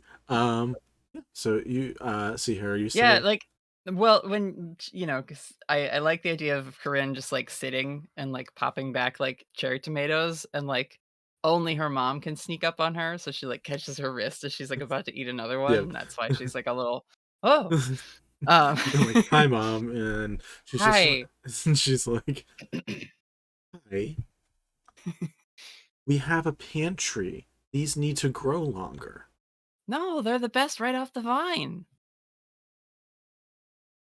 You know I'm right. You get 30 seconds to eat these because you're back. And she lets go of your wrist. And like gives you 30 seconds to eat what you want. Speed fluffing. Cast haste. It's just a handful of tomatoes. It's like whatever were the ripe ones off the vine, right? Yeah. But yeah, she'll immediately go to like take whatever basket her mom is carrying, or like if she's got like a wheelbarrow full of stuff or tools she needs moved. She's wearing the tools on herself, but you are able to get I don't know if this is the way people would actually ever carry stuff, but it is the Mulan long stick baskets at the end, so she can double up like on a them. yoke Yep. kind of thing. Yep. So she like doubles up carrying that, but you're able to easily put it on yourself without struggle. And she said, well, if I knew you were coming, I would have started getting a couple more baskets worth. We can stay out here. I just wanted to see how you were. Doing good. It's as hard work as it ever is, but it's peaceful. Yeah, it's nice outside though. It's very nice outside. Was your master sunbathing again? Yeah, we had a good talk. She yeah, oh, she so had you some did go and see her before you saw me. I found her first. I checked everywhere you normally were, but then I couldn't find you, so I came to get a snack. It turns out you've been out here the whole time. So listen, there's a lot of people here I have to say hello to. It's just kind of whoever. She her hand just like goes up to the side of your cheek and gives it a little scritch. It's okay. I just wanted to give you some heart palpitations like you give me. I don't try to. Relatable. So you guys continue walking around. She's gathering up a few choice things that are perfect for picking, and so, yeah. So is this permanent? I assume it's not permanent with you. How long are you gonna be in town for? Well, we did come here for a job. There's something in the woods to the south, I guess. So we're gonna look into that. I'm here with some friends, actually. And yeah, but I wasn't not gonna come by here first. So I want to meet them. I can't wait to see the people who are taking care of my daughter, and then my daughter's taken care of. Are they like casual friends? Like, these like drinking buddies? Are the people that you're like doing your missions with, or? no, well, yeah, we took a job and then forgot what it was, but then we kept going and actually finished this one. So yeah, they're the first group of people that I technically completed a job with. So, and now we're just rolling with that, and we're going to keep it going as long as we can, because I'm afraid if we stop, then it'll be like making a new band after your band breaks up. We're in a band together, actually. Did the That's how it band started. break up? No, I joined a band, and then the band turned into people that saved a city. It was a long story. Probably I should talk about this over dinner, or like I can help Yeah. you make dinner for everyone. I mean, why don't you go? I mean, if go do your job, and then you can come back and you'll have a meal waiting for. That would be so nice. Oh, I don't know that it's an afternoon kind of job though. I mean, it's you. I would hope. It's gonna be an afternoon. Well, all right. um, how does Zell look? She the same? I mean, how often do you come back here? Like, when's the last time you've been back, do you think? I think just establishing this on the fly. I mean, the mission with Tenoril took about a year, we're saying, right? Or even less than that. Less than that. It took you like when you guys got the mission to finishing the mission, it was like a few months. A month and a half, maybe. Like it was. Oh wow. Yeah. So we are very okay. Yeah, you're right. It is Corinne. We're very efficient. Then I think it's been what, maybe 3 months since she was working on dragon stuff, and maybe it was like a month. So it's even like 5-6 months, Yeah, I guess. Probably around there, just for like what you guys have done in canon. I think. Yeah, I think Corinne comes back probably honestly to spend like winters here. Like holiday time and stuff, like assuming that they have like a winter solstice holiday in this world. But yeah, I think she spends most of spring, summer, fall just traveling, doing her thing. And then tries to come back before like the snows hit and close off the pass to the monastery from the mountains, Speaking of snow, is it snowing here? It's daytime still, so not yet, but you can assume when night hits, it probably will. Okay. Which is a thing to add to the harvest not looking as good because literally the nights are screwing it up. Yeah. So like it's still collecting food. There's plenty of it, but it's just not. Well, like not normal farmers would have. I'm saying that bad. Normal farmers would have way harder a time than like the magical Of monks, course, no, 100%. So I don't know if you guys were here. I don't think this existed when we were doing this last. I have added a new button called the lore drop button, which normally if people ask from me, I can give knowledge about NPCs, world lore, and stuff like that. Thrice has asked for character lore drop. Does anyone feel like sharing some backstory about one of your characters? I won't make it just Corinne if anyone wants to drop some stuff that maybe audience would like to learn that they don't know already.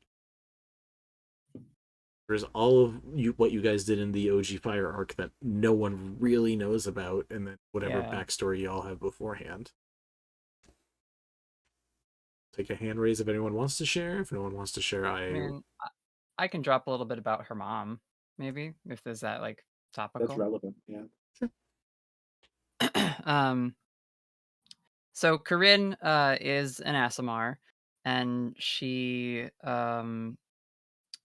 when she was born, the people of the village that she lived with, which is just a little like down the mountain from where the monastery is, were freaked out because there was this baby with glowing golden eyes and strange metallic sheen to its skin. And so her mom was worried, and like rightfully so, that they were gonna like do something to like get rid of it, right? And so she took her in and ran away from their home and like sought sanctuary at this monastery, which is why Corinne grew up there and became the monk of the Sun Soul that she is.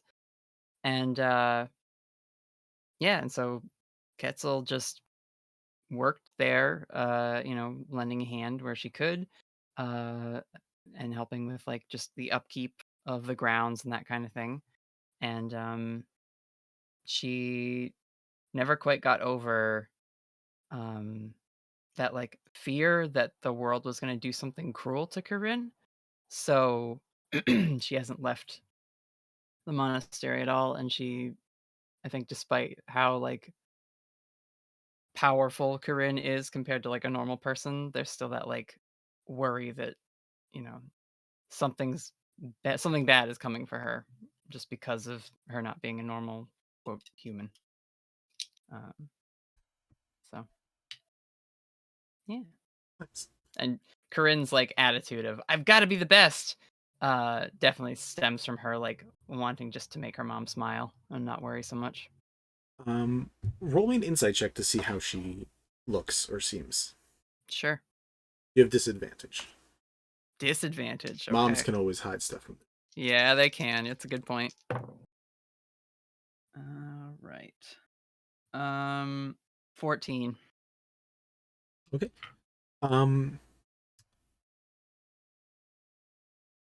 That weird like moment that you have of like, I'm not gonna tell her that quite yet. She seems to also be having that with you. Like there's something that she was like, oh, I'm doing fine. Hasn't been anything too different, maybe a couple of changes here and there, but otherwise it's been going pretty well. And like she has like a glow about her, not like a you glow, but like a glow about her. Yeah. She seems pretty happy overall. A little tired. Like she's like not like you're sleeping enough or something, but she seems to be like putting on like muscle and mass in general. Okay. Cool. Yeah, Corinne, if she picks up on that little bit, then she'll like wait, conversation flows as it naturally would. And eventually when they like maybe get to the kitchen to like start putting away the different vegetables or get them sorted or whatever, and Corinne will just like slip in like, oh, and I have to introduce you to my girlfriend. As you say that, you hear her say, so I think you're gonna have a little sibling. Like at the same time? Same time. I was mouthing it the entire time. Called it. Hell yeah. Yeah. So you both say at the same time, and Nice. there's like just like a look and a stare. Like a, What? No, you're my child. Go first. What did you say? You're with child. You go first? Nope, that's not how. You bite your girlfriend? Yeah, her name's Clem. We met on this last mission. She's great. What? Now that you're paying, now that she said that you're paying attention, like the mass does seem to be focused, closer to the stomach, and you see that she has a protruding tummy, A little baby bump. yeah, and she's like, yeah, you're gonna be a sister. From what I can tell, this one's also gonna be a little fucking monk too. Ah, God. Those wallabies teach them well. That's incredible. But like, who are you seeing?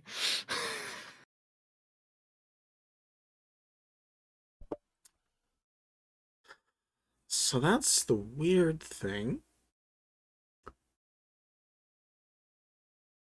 I didn't tell you about your parent, really. No. Immaculately conceived? Corinne just is like, well, I figured if they didn't care enough to stick around for you and me, they weren't worth asking about.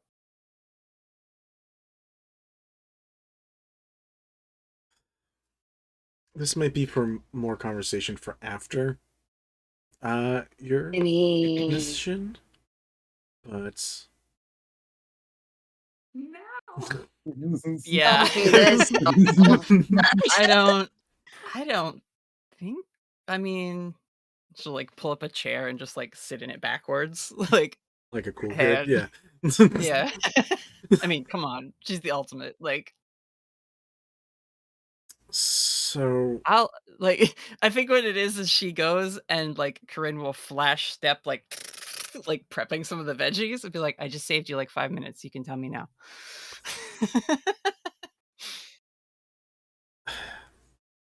So do you know what an archon is? Oh gosh. Should I make a religion check? Sure. Plus nothing. 4. It's a 16. Wait, no, I think I need to be within sight. Never mind. Yes, You you do. probably need to Damn. know like what's going. Probably Like need to you know. don't get a sixth sense, and I'm just like, huh. Yeah, Corinne's just like it's like a it's like a type of incense or something. I know it was from religion classes, but I don't remember a lot of it.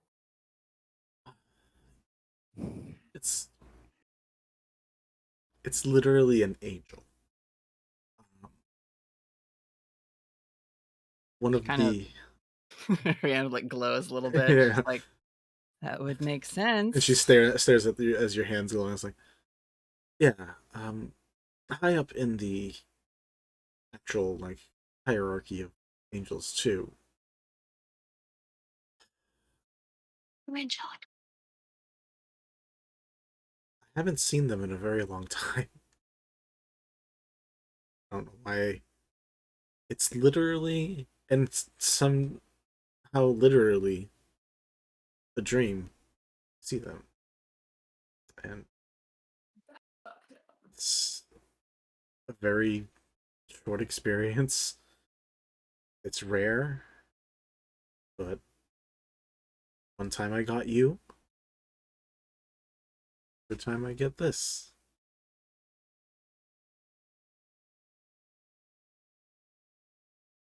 Do you know their name? Yes. Insert name here. Vinny hasn't actually picked a name yet for this. Okay. That already answers something that I wanted to know. Okay, I think we had the same question. Yes. I was like leaning like, is Lee? Bro? No. Bro? A small piece of me was thinking about that, and I was like, just do it. I was like, nah.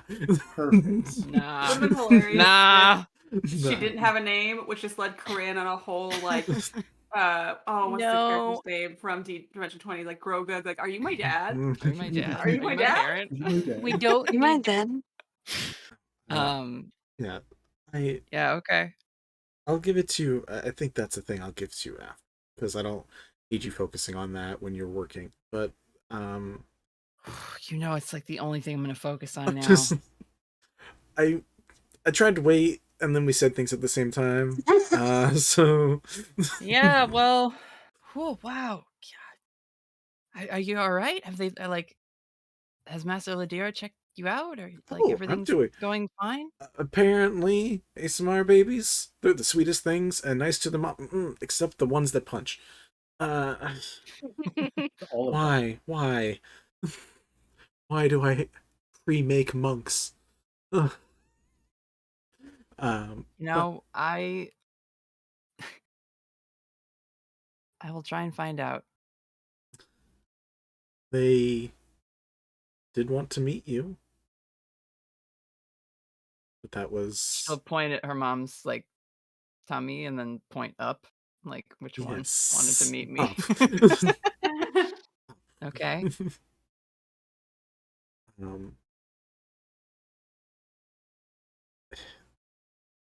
It's a specific time of the year. I think we're close to it now, where they might actually be able to, like during the day, it might have to be at night, but during the day they might actually be able to hear. And they wanted to try to spend, a day with you, if possible. Or, if it's just like probably a short visit, they understand that too. I know that you have a lot of things going on. I will make the time. Okay. Well, I have a lot of questions for them.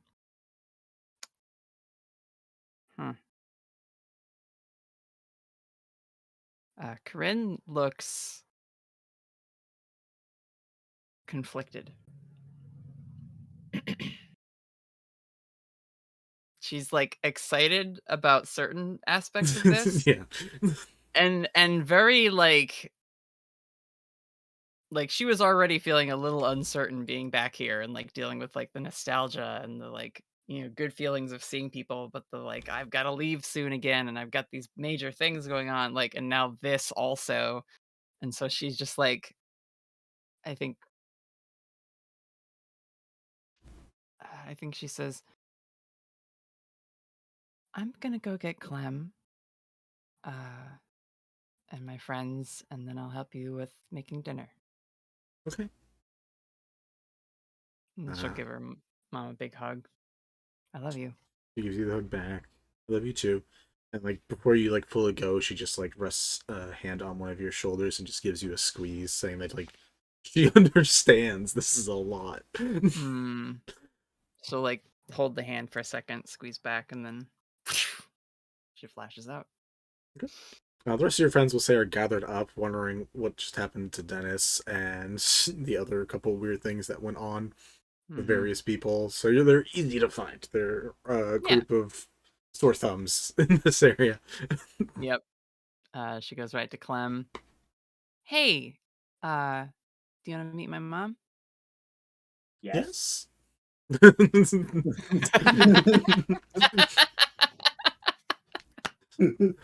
It's just Clem's voice twice, but Deh-nys is sitting next to her. Deh-nys, a master strategist, as he would be, being a knight, was like, she'll come for Clem. And she was just hanging out right next to Clem. Yeah. Everything went according to plan. The perfect plan. We just wait next to the girlfriend. Deh-nys actually just got lost and ended up next to Clem. Wandering it out of frame. Yeah. Durs wants to know if he can spend points to name the baby daddy. Durs? In the chat. Look, if you want to spend the points, I will put it up for a debate that it will be allowed between Natalie and myself and nobody else. That's the most I will promise you, Durs. I'm happy to take suggestions, Durs. The Celestial Archon, Gargax the Insatiable. Anyways. No, we're not. Archon Angel. The Celestial Archon, Damien Edgecrest. Anyways, but yeah, you find Clem, who is not far from the group and right next to Deh-nys, apparently. Yeah. And she just looks at them like, y'all coming? Yeah, yeah. Are you okay? I don't visit my parents often, but I don't know if this is the expression I would be having.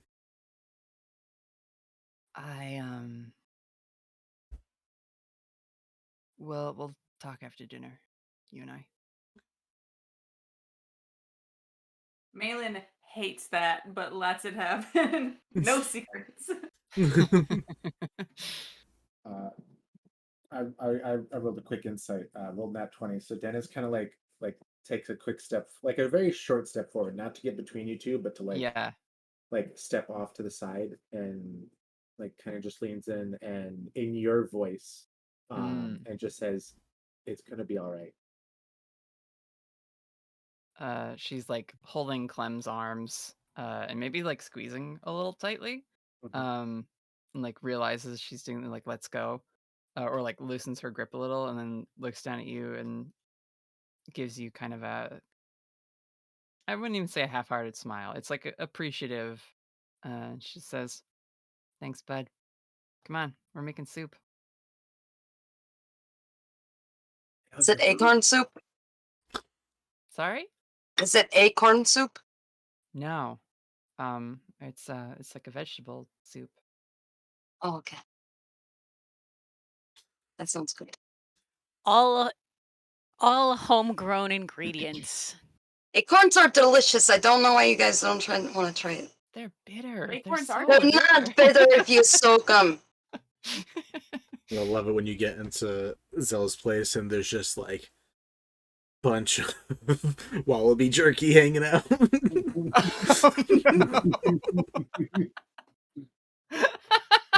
This is a lovely room of death. They don't. I mean, they're monks. They're probably all vegetarians, right? That's a hard assumption to make, but well, you know. But either way. Carnivores exist. Yeah. Grom Grom hasn't understands burned down most any people's- restaurants yet. I have to assume he can control himself around a kitchen. He understands that most peoples are omnivorous, so yeah. You guys come in. To the point related to Grom's probably keen eyes, there's not like 6 pounds of jerky hanging anywhere, but there is a modest selection of meat that's probably what gets distributed to, you know, the people here whenever either something dies or maybe, you know. it seemed like they were like they make healthy animals before they were killed. Boy, I, Vinny, don't know how you judge that. Make a nature check or a survival check. Okay. I don't know how that would be judged. I know, but it's not important. But also, monks need their protein. Yep. And a lot of it. It's not on the die, but you know, Just 15 like is still salted not fish terrible. and It's pretty good. cured hams. Yeah. The meat does look fairly like cured. So it could be I mean, long. if the whole hen's hanging, then you can tell if that was a healthy, happy hen. No, it's like very modest. She's also, I mean, she's eating for 2, but you don't technically know that. Well, the way I'm picturing this, Vinny, it's not like Zell's house, right? This is like the monastery kitchen. Like they just do giant family meals. Oh, gotcha. You know what I mean? Okay. This is how I picture then it. you are definitely finding like some meats. Then you're gonna see a much larger selection, but from that you're able to tell because it's more whole. When you're seeing it, it does look like it was stuff either like you see like a creature that had something wrong with its leg, like you can just tell, but they were able to use the rest of it. Like it does seem more situations were done in respect of the animal than not of. They probably, you know, again, as I said, they're monks, they're training, they need their protein, so they're like they might kill an extra thing, but he doesn't dislike farming as long as it's like responsible and it doesn't like destroy giant swaths of land. They don't have But it's more that like, do the hens look like they lived full lives, or are you just like killing them to have like tender meat? No, they've lived full. They don't Okay. have a 20-foot radius with 100 pigs in it. Like it's responsible. Like it being a mountain thing, they probably don't even keep pigs. They probably have goats. Yeah, and well, I sheep just and, said pigs, like, but yeah. maybe some birds, but Definitely Sus- wallabies. Lots of tasty wallabies.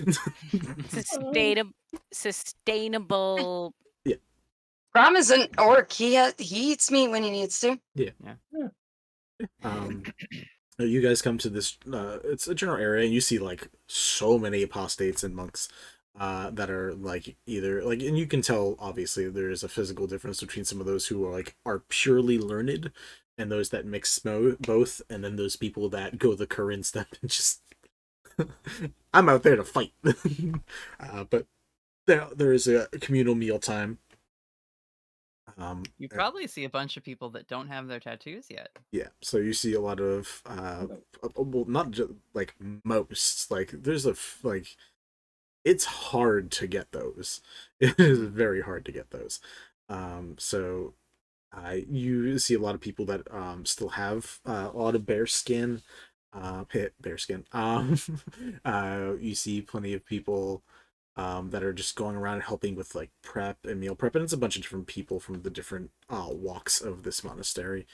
I'm assuming you're walking them up to your mom, right? Like, Yeah, I think if there's like a cafeteria like cutout like kind of space before like the dining hall, she'd like go up to the counter and then call in for Zell and then her mom could like step away for a second to meet everybody. She's able to come around just around the river bend and come say hi to everybody. Give her a quick description so people know how she be looking. Sure. So Quetzal is I mean, she looks like Corinne. She resembles her at least a little bit, but she has dark curly hair that just kind of like billows a bunch, and then like rests just at the shoulders, with some like silver streaks through it. She's got that. She's in her 50s, so she's like that like tannish older lady kind of look, like middle aged, I guess, or like just past. Um, and yeah, her mostly you see the age at like the corners of her eyes and in her hands, from doing lots of dishwashing and gardening and farming and food prep. And yeah, aside from the baby bump now, I pictured her as like pretty like not even athletic, just like kind of skinny. She grew up in a tiny mountain village farm, and then moved to a monastery. So she's never been anywhere near places that would have like surplus of food, just not like underweight. Um, and yeah, she. I think she has just like warm brown eyes. I mean, she's a human. There's nothing immediately that would like tie her to Corinne's divine heritage, other than they share some like facial structure stuff. Well, you're gonna have to give me some introductions here. I'm seeing a variety of folk I've never seen before. I'd love to actually get to meet them. Yeah. Everybody raises their hand in unison and says, "Hi, I'm Clem." Oh my god. Do you? Evie will, Pre-planned E- hell. Evie will just give Malen a look at that. No. Oh, that would, gosh. Could you imagine if you had convinced everyone to do that ahead of time? Do that ahead I of time. know. Malen's chaotic good, not chaotic neutral. So. Yeah, I mean, Corinne introduces everybody. Do you want to like role play introductions again, Vinny? Or no, we're fine. Yeah, we did that last time. So Hold up. Hey, come on. I need to do the introduction. I know you need to do the. Yeah. I'm sorry. One, can I roll a medicine check to see if she's pregnant? Because I am a doctor. Oh my god. What reason would you have? None. No. Would your passive perception? No. What is your passive medicine skill? Passive 10 medicine? plus your medicine. 22. 22. Are you fucking serious? You know that serious. You know that she is in fact pregnant. Oh my god. Nothing. Nice. Dennis will walk up and just like reach his hand out for like a handshake. And like does she take his hand? She takes your hands with both of hers, one on the bottom, one on top. He puts his hand on top and like kind of like steps in a little bit, and he says, "It's a pleasure to meet you." That's it. Whose voice do you use? One of my bandmates. So it's very melodic. Mm-hmm. As you say that, and as you like have a little sing song in it, she takes the hand that was on the bottom of your guys' like hand stacking and just like goes under your chin, lifts you from your like your beak up to look at her for a second, and just like gives you like that mom just like little brush of the face. It's nice to meet you too. Then it's just like little beak open. Surprise Pikachu. Surprise Kenku. Yeah. Surprise Kenku. I need a surprise Kenku meme image now. That sounds amazing. Yeah, unless people specifically have a thing they want to roleplay out, we can say that you guys are all introduced. I mean, when it gets to Clem, Corinne is just like, Mom, this is Clementine. Clementine, it's my mom. Clem, how does this enter? I feel like Clem, especially from a performer background, is used to just getting real friendly and real close to people real quick. So, I give Clem thumbs up, like as she's going up to meet her. Bardic inspiration. Nice. Love that. I think Clem goes in for a hug, like right away, and just goes and gives her a big hug to just completely break the ice, like as quickly as humanly possible. So, but so like had a hand out. I was like, oh, a hugger. I like this. Hi, nice to meet you. They have a moment where they, do the greetings that everyone does. It's like, I enjoyed the daughter you made. She's great. And then goes over. Did she roll a 3? Like, Enjoy the daughter you made. Wow. No. Let me try, Vinny. Clem is real special, Mom. I really got lucky with this one. She right after says exactly what I said either way. I don't care. Look, you can say the crappiest thing as a player, and if you roll a nat 20, it counts as amazing. So it doesn't matter. It all depends on how people read it. So you can say the really cute thing, and then she can say the really weird thing right afterwards, and it can just look like you two are the most disgustingly adorable couple. Oh my god. Because she has a high charisma, and she rolled a 13, and she has an inspiration, which is a what? D6.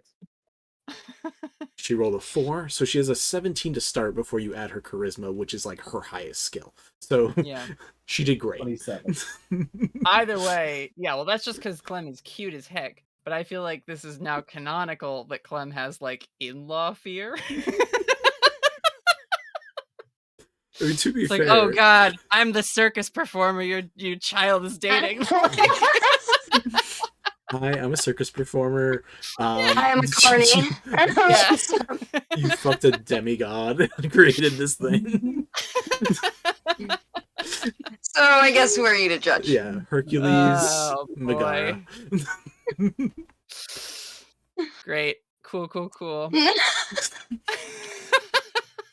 Look, I give you a lot of real good moments. Sometimes I gotta do stuff for my amusement. Okay. It's fine. It's great. I love it. It's like fucking Jake Peralta, like pretending to be Rosa Diaz's date. Amazing. Like that level of like, yes, we are so in love, but meaning it, which makes it somehow funnier. Yeah. Well, it's like if you go up to someone and like if she just like points and just like stays like 5 feet away from you and says that, but if she says that and then cuddles up to you and gives you a big hug, it reads real different. Give like a good first impression. So she's like, all right, I have to convince my girlfriend's mom that I love her. How do I do that? Yeah, you do good work, ma'am.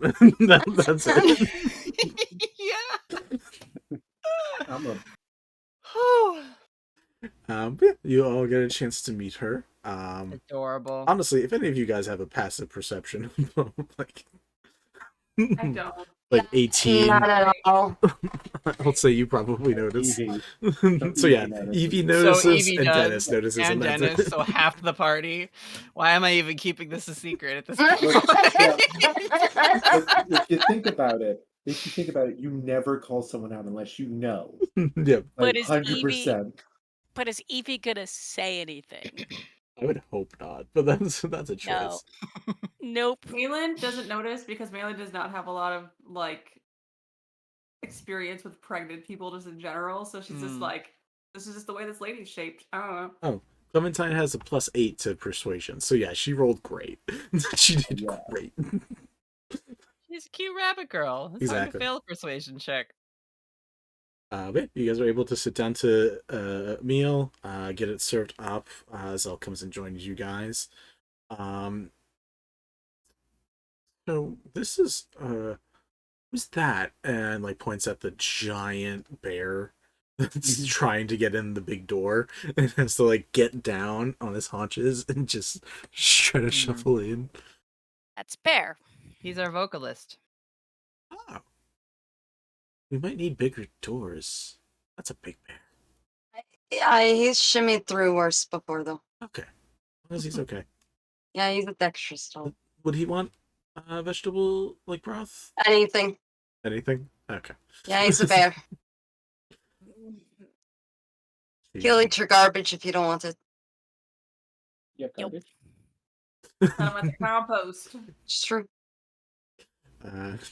They get together a small plate of various goodies for Bear. Not a small plate, a large plate. He's a big bear. It's a salad bowl. Yeah.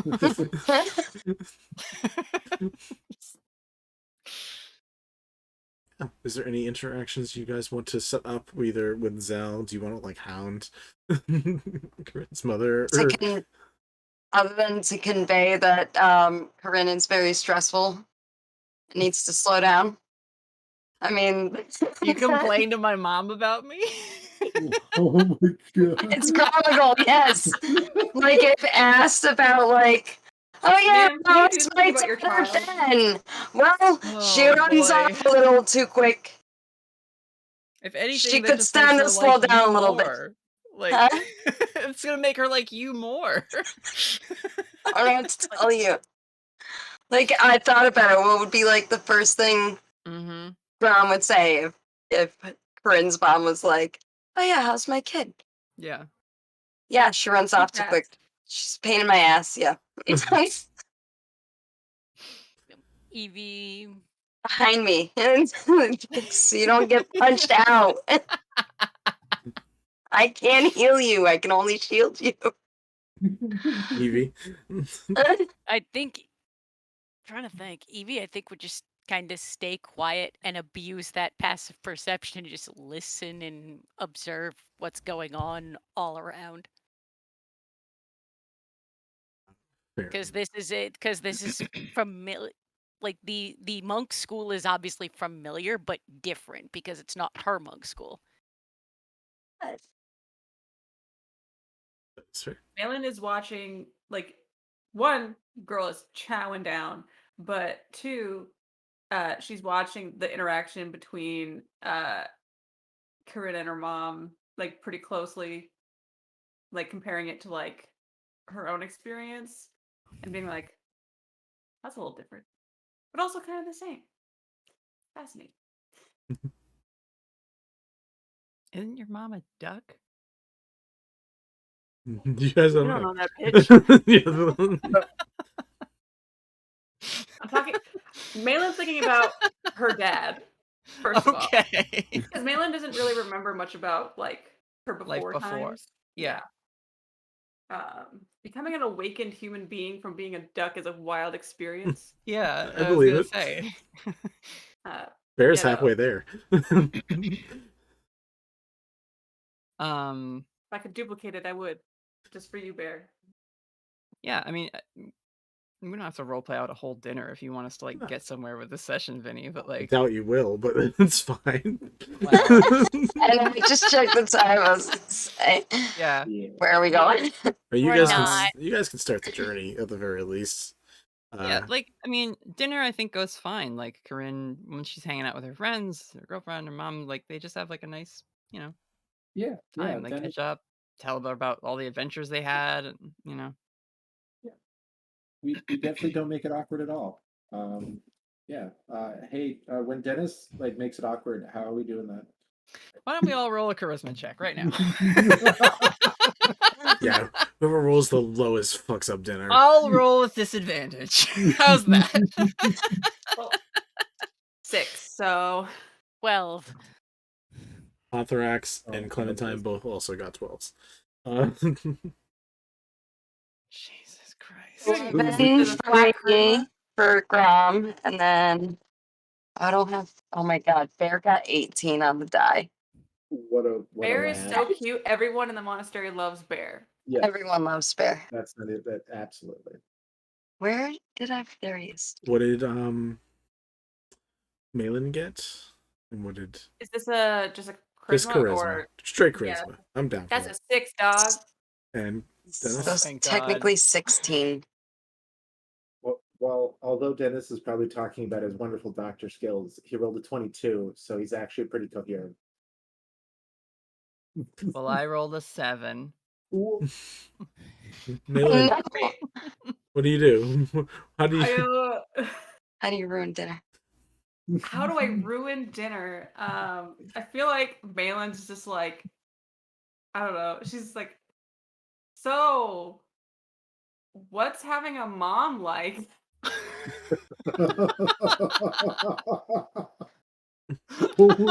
that Like, does it. she thinks that she's just like super like casual having a conversation, and she's like, yeah, tell me about your experience. What's mom like? Don't know what that's like at all. Yeah. Love that. Well, Corinne having a 7, she doesn't fare much better. So I feel like there's like, there's like that moment at dinner or something where like Clem is like, babe, could you pass the silverware or whatever? She's like, what? What about a baby? I didn't, what?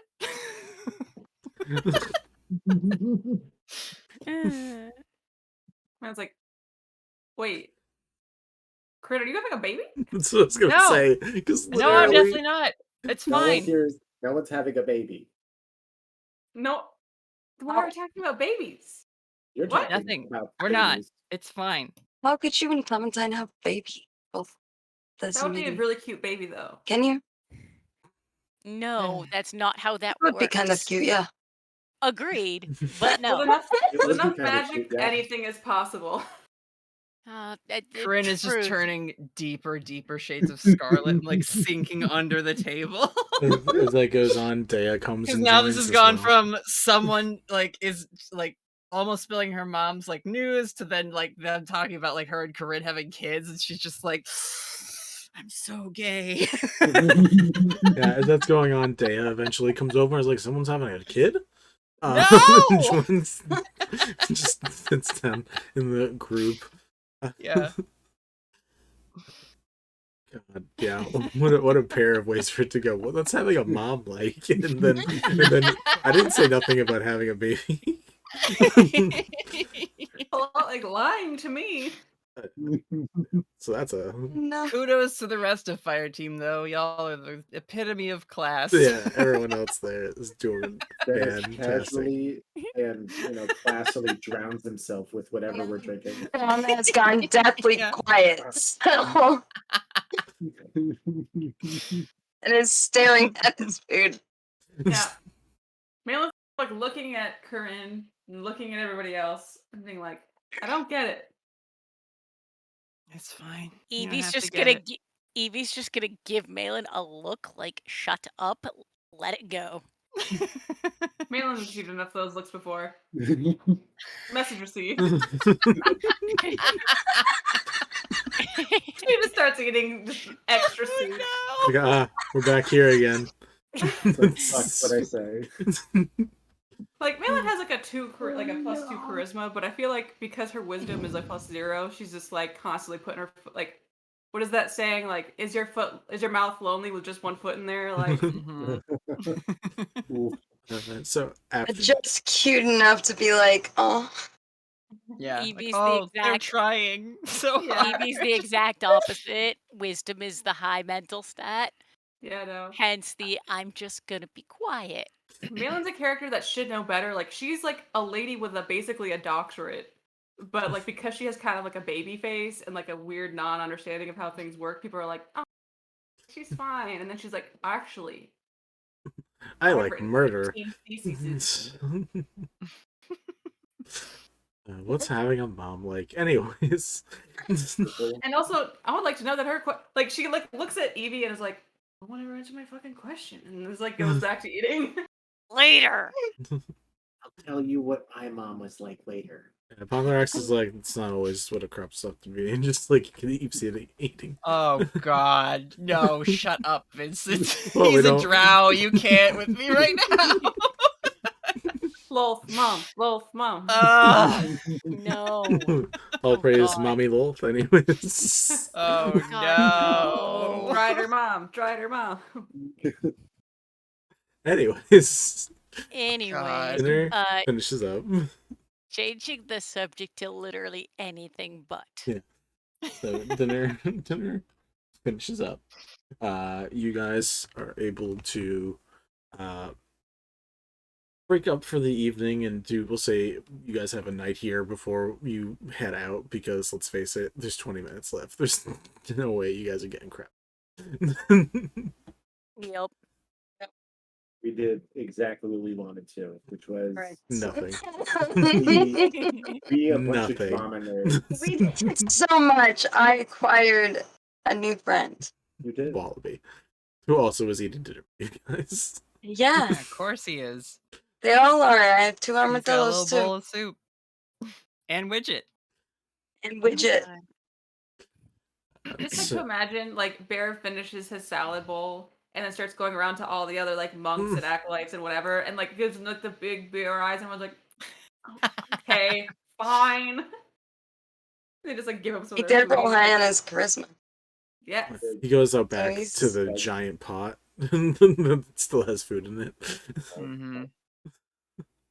Just the image of a bear holding out a bowl.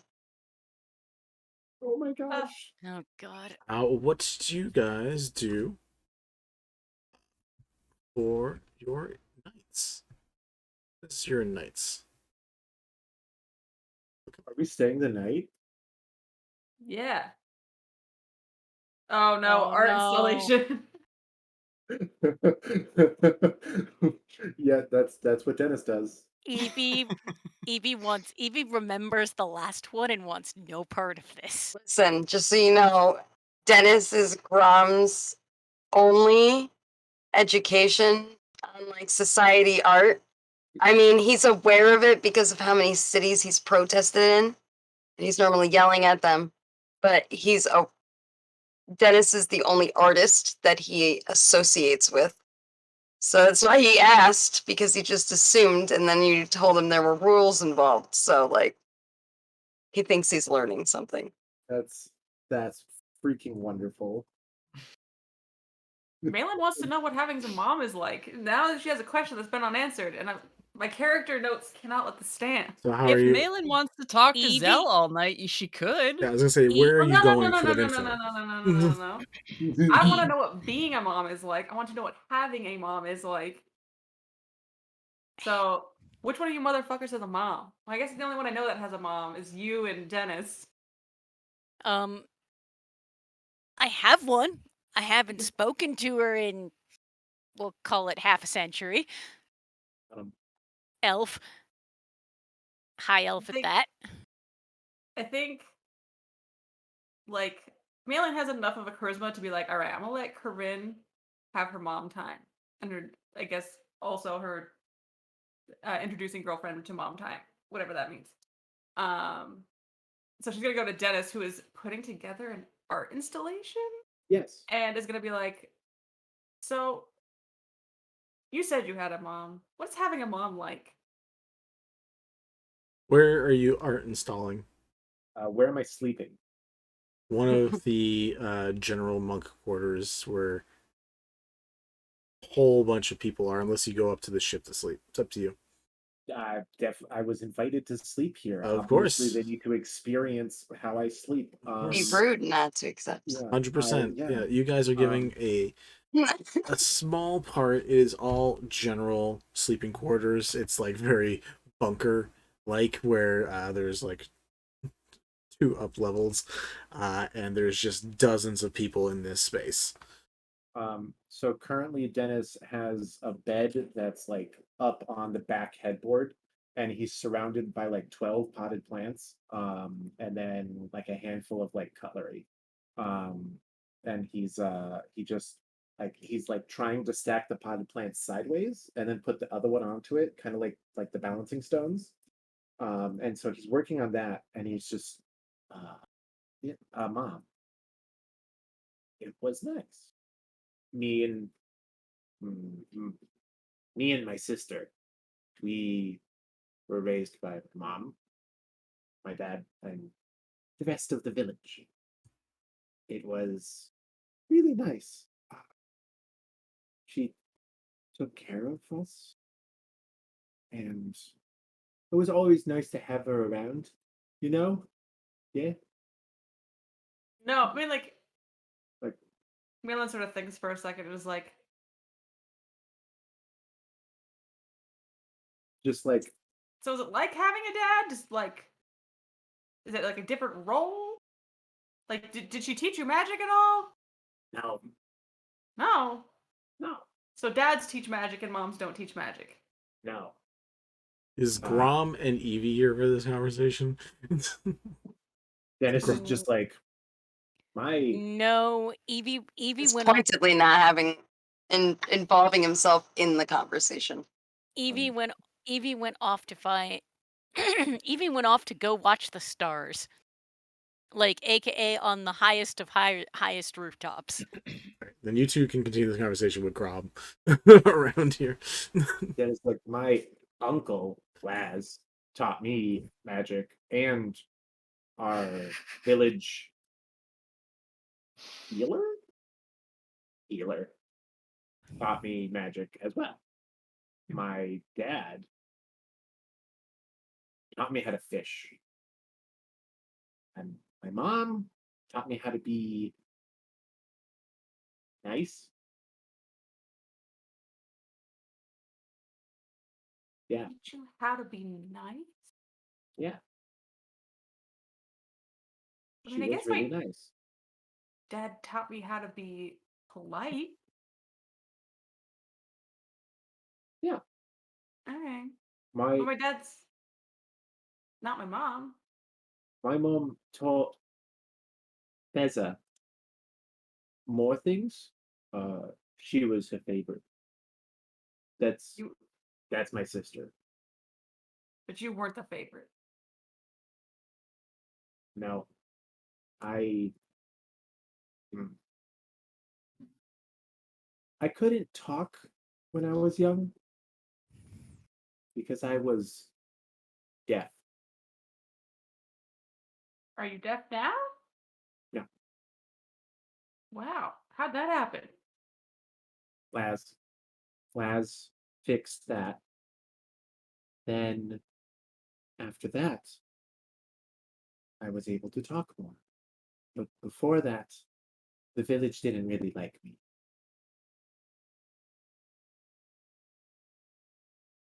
That seems Dennis like not nice. puts a pot down and goes, nods.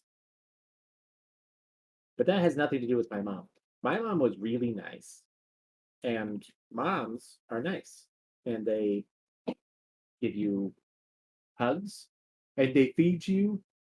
And they take care of you when you're sick. And sometimes when you really need it, I don't know, they are just there for you. Picks up another like pot and starts climbing up onto the bed and starts to balance that one. Malen's like watching this, like very like just sort of like someone watching TV. Like she's not like she's just sort of like seeing what happens. Like she doesn't care if like it falls or if like whatever. She's like it's like a happening. She's just in it for the experience of watching it happen. Oh yeah. Um but she's like, I guess I mean it was always just sort of me and my dad. So I never really knew what having a mom was like. I didn't know if it was like different rules or like different experiences. Corinne's mom seems really nice. I guess I Well, just oh. I don't think it's important that you have a mom or dad. It's important that you grow up with someone who cares about you. Yeah. Yeah, I guess I had that. Yeah. Oh. Who was your dad? Malen's gonna not look at notes because she 100% knows who her dad is. Hey, my notes are open right here. I feel you. Um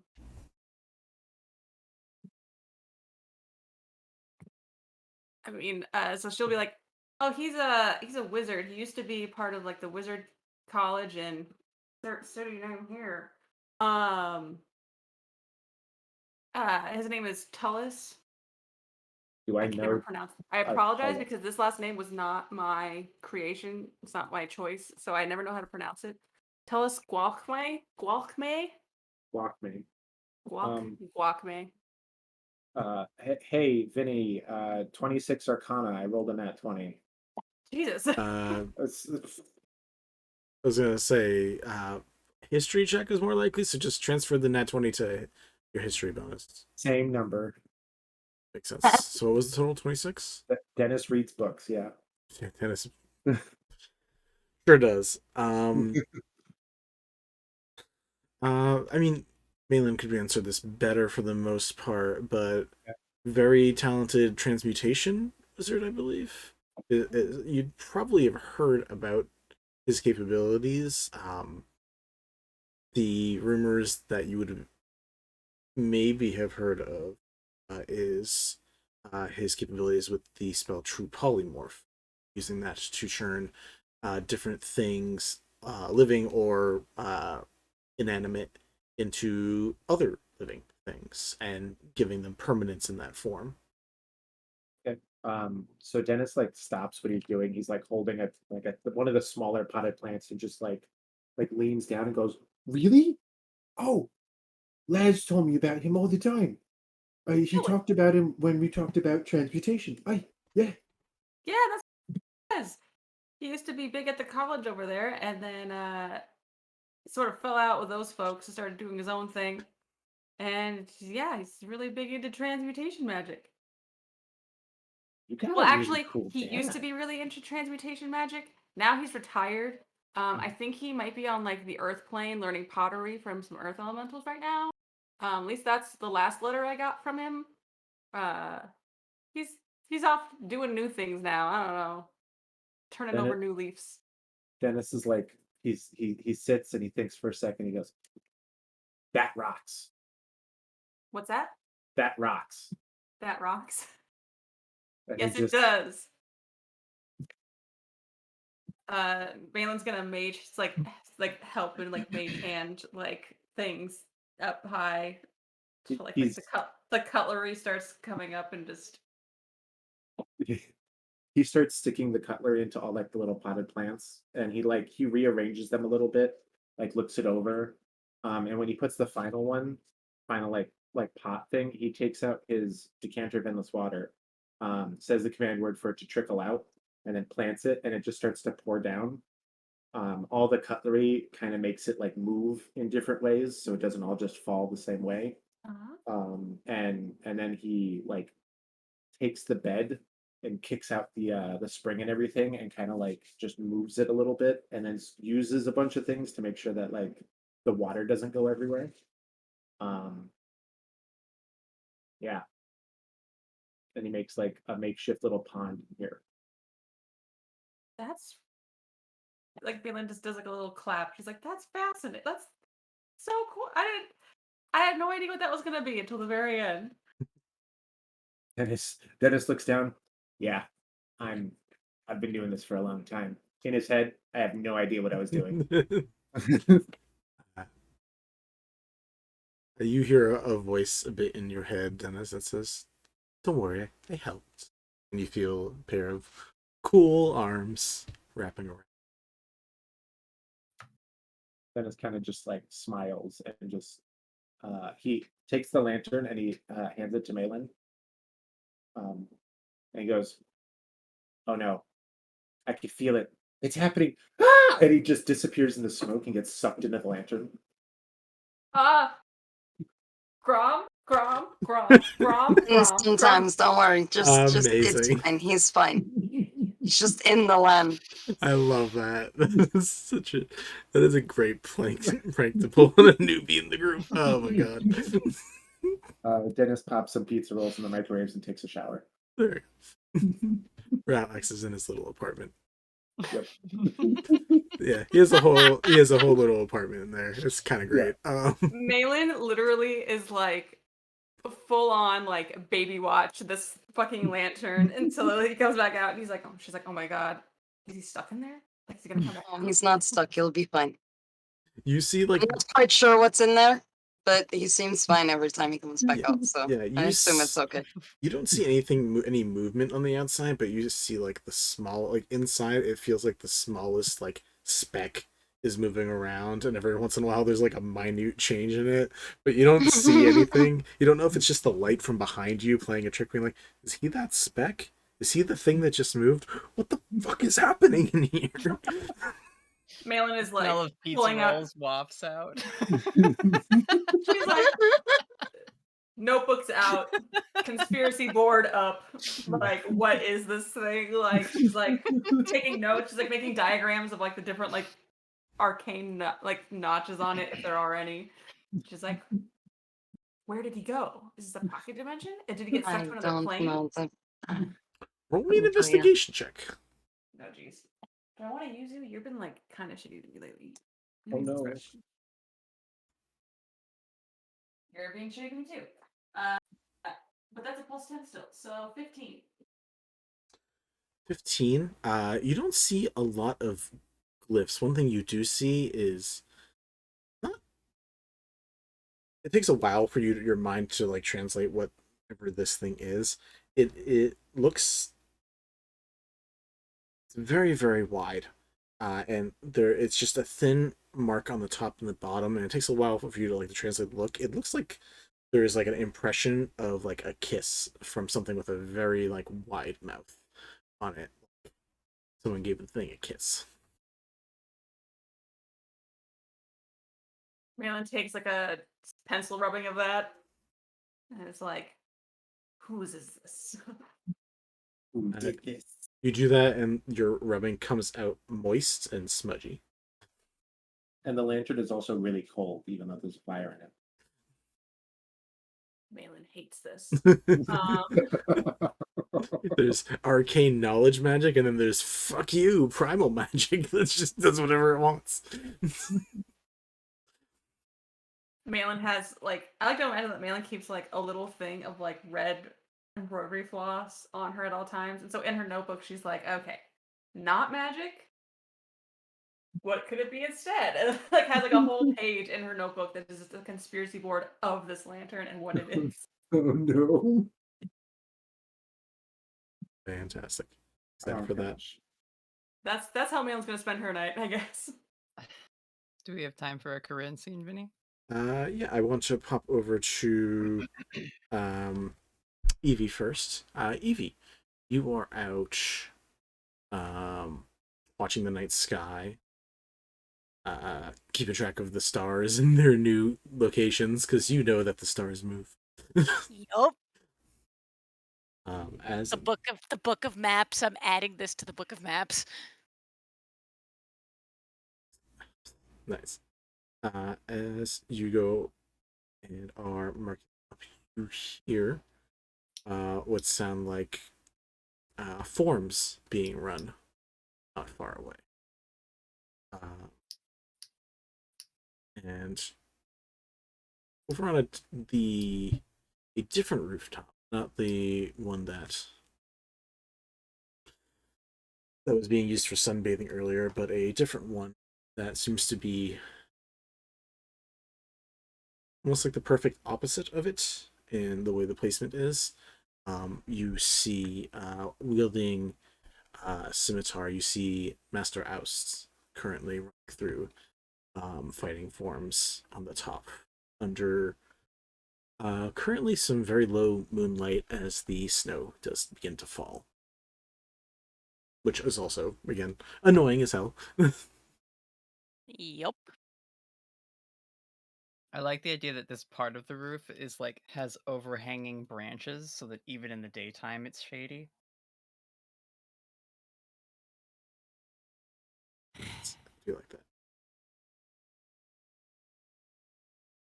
Once I finish up with my star mapping, I'll put my book away, get visibly annoyed, glare at the snow, and then as silently as possible bounce bounce over to the same rooftop as Oust and basically try to learn the form from him without him noticing that I'm actually there. Roll me a stealth check. Feel the knowledge. Watch me roll a good. Come on, be good enough. Oh, sweet. That's a 29. 29, pretty good. I'm going to. I don't have a monk stat block up, but I'm gonna d20 and other crap roll. Let's see. Perception. He's a You master. could add mine 9. Like 9 at least. Maybe a 10.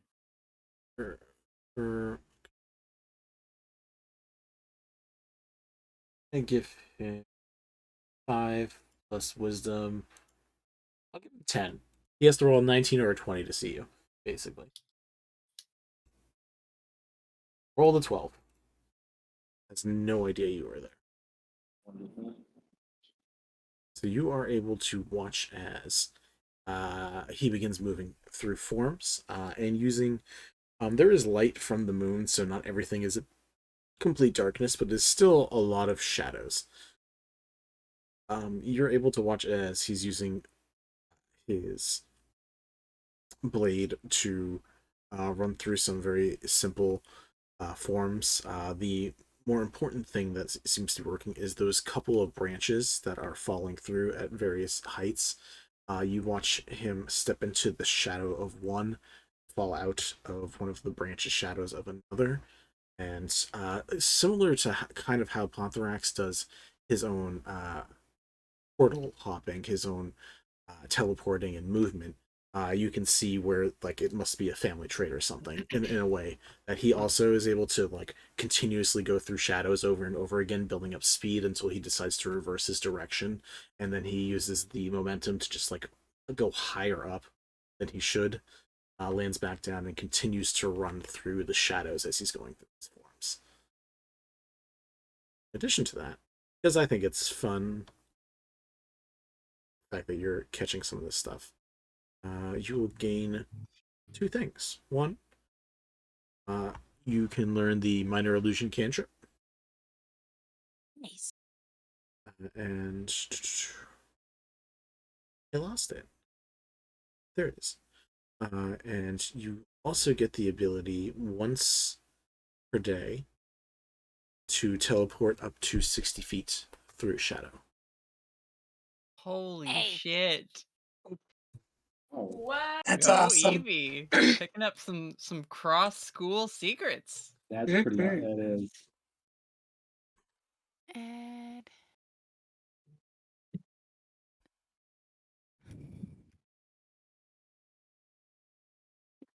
Evie really said, "It's not the school of sun and or shade. It's sun and shade, bitch." But unless you are like trying to make something happen right now, he's just going to keep running through his forms. No one, you're 29, like short of like someone rolling an. I'll roll for one more person, like one person on the ground, just like randomly. 7. Yeah, no one sees you. You're invisible. my entire point is my entire point is basically I'm going to learn what they know. Yeah, by watching the way that he shadow steps, you're able to figure it out enough. You're able to. You can use the minor illusion for multiple things, but one thing you learn is that he also seems to use the minor illusion to make a blacked out space to then step into, to then pick another spot for him to go to. He stays mainly on here. He seems to be testing himself with balance and stuff to be able to be stuck in a small space, not small, but like a refined space. Yeah. Basically, he doesn't leave the box. Yeah. As he's going, but he's learning a lot of different ways to move around. Not learning, he knows a lot of different ways to move around. Yep. Some fun stuff you learn, along with the additions of annoying astrology stuff / bad weather juju. Yep. Is the snow getting progressively worse, or is it just kind of annoying as fuck? Roll me a nature check. I'm bad at that, but we're gonna do it anyway. That is a 15. In total? 15 total, aka I rolled decent. The snow's definitely different. Before there was like the small little individual flakes. Now you're getting into like, if there was enough of this, you can make a snowball. Like it's getting like to the, like it's the good compacting snow, as opposed to the light fluffy stuff that just flies away. So it's getting a bit harder. A bit worse. In which case, I will give myself one last pass at this shadow hopping bit, and then I will go check in on everybody before going to bed. You go see a really wonderful art installation piece. The rest of the group is talking about random master wizards around. Grom's just like listening and watching, I guess. This point, just like trying to convince Malen that Deh-nys is okay. At this And point, Deh-nys is in the. And Pontherax, is he still hiding? Oh no, he's with the group. Pontherax, along with Bear, along with like 10 different young students were all listening and watching this whole discussion because of the art installation going on and everything. So they watched the whole art installation, listened to the conversation between these two, and then just watched Deh-nys disappear into a lantern. And you like hear a voice kind of like, wow, he's gonna be okay, right? As Dea also appears. It's like, I mean, I know everyone's supposed to be asleep, but that's weird, right? That's not normal. No, that's normal for Deh-nys. That is not normal for anyone else. I feel like Deh-nys goes normal for Deh-nys. Malen's like, okay. I see you got guard duty for the lantern. What? That's normal. Malen casts alarm around the lantern.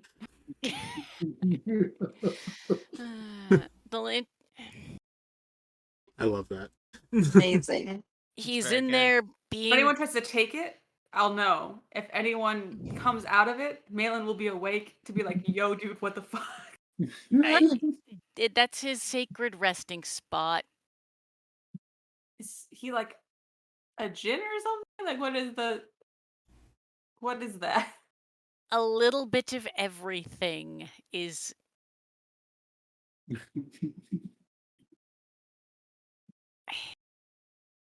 He's a ghost barber. It's easier than trying to explain it. That title has been thrown around so much that Malen just sort of like photoshops it out in her brain because she doesn't understand what it means. We've seen on our last journey, we saw a lot of shit. Deh-nys goes into the lantern.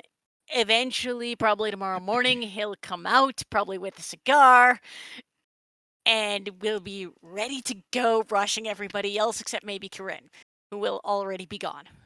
All right, initiates. Do very important mission tonight. Whoever gets that lantern, brings it to me in my room, will get second portions for breakfast. Jeez, okay, hold Good on. luck. And Dea walks away. Bard's black tentacles on the lantern. You guys are in for a rowdy night with a bunch of teenage little monks who don't give a shit. Malen doesn't know restraint, so some of these kids are going to get actively injured. They will have earned it. And It's just none of holding them it, pushing them. No, Grom. I think that was. Grom's too short. That was Bear. Oh, I thought that was Grom. Bear. No, Bear's just softly pushing them out of the way and holding them the lantern. Did we determine Because with the whole magical large thing, am I taller Nope. than Bear? Bear is ungodly. Bear also Bear is also enlarged. Also, yeah, on all fours, Okay. a bear would be bigger than Evie, but an enlarged bear on on 2 legs is also bigger than Evie. Fair. Bear is like literally like slowly learning some martial arts moves as the kids are like trying to like get around his arm. I feel like not gonna go like mean, but I saw, where is it? Where is the thing that I want? The ball sphere of force or whatever. Luke's resilient sphere. Yeah, there we Yeah. go. Resilient That's- sphere. Just put it in a fucking resilient sphere and be like, have at it, kids. It And they're lasts just like, 1 minute. oh fuck, never mind. Either way, you guys are tortured for the night. None of you get to get a real good night's sleep. You guys get a long rest, but it's a long night for you guys. One of these kids definitely gets like a little bit of like a lightning strike right to the ass. Not enough to like do permanent damage, but enough to hurt. There we go.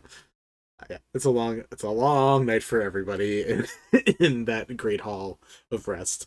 I actually need to read the description of minor illusion because I might actually use that to fuck with these kids. It's fine. We're gonna you can if you figure out something else, but we're gonna wave hand and just say y'all have a long night. Corinne, is Clem coming with you to whatever this after conversation is, or is Clem chilling with these knuckleheads? I think I will let you decide as Clem Vinny. After dinner, and after people have been like shown to their rooms and stuff, Corinne takes like them aside for a little private moment and she says, I've got some stuff I've got to work out. I'm going to be in the training fields for a little while before bed. You don't have to come. You can get some sleep. I know it was a long day of traveling and meeting everybody, but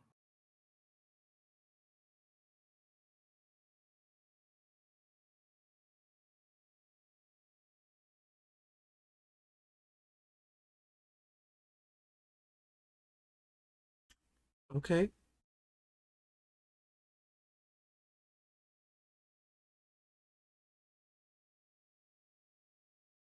She stares and watches you. Do you just go off? Like, how does that go? she'll give her a kiss on the cheek and she'll say, settle in. I'll see you later.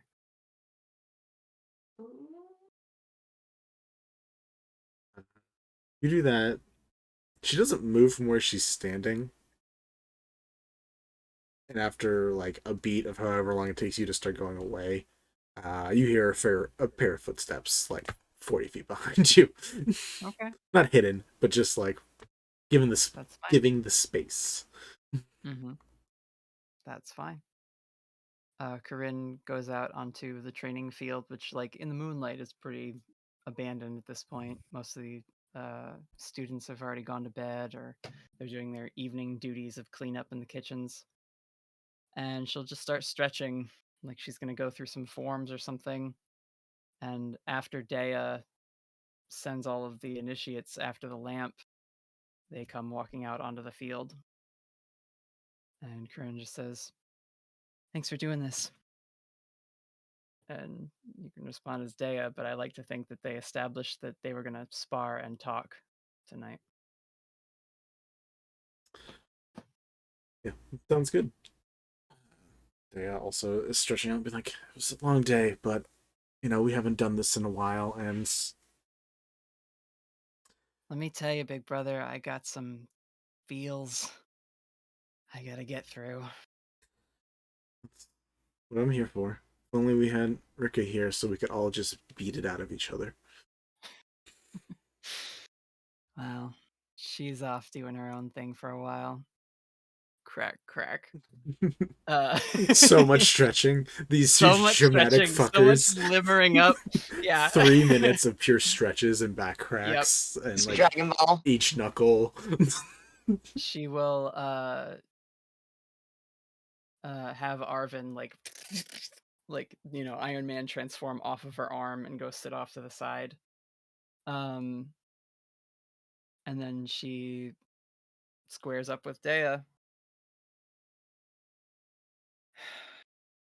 What percent do you want to do it tonight? He looks up to the moon.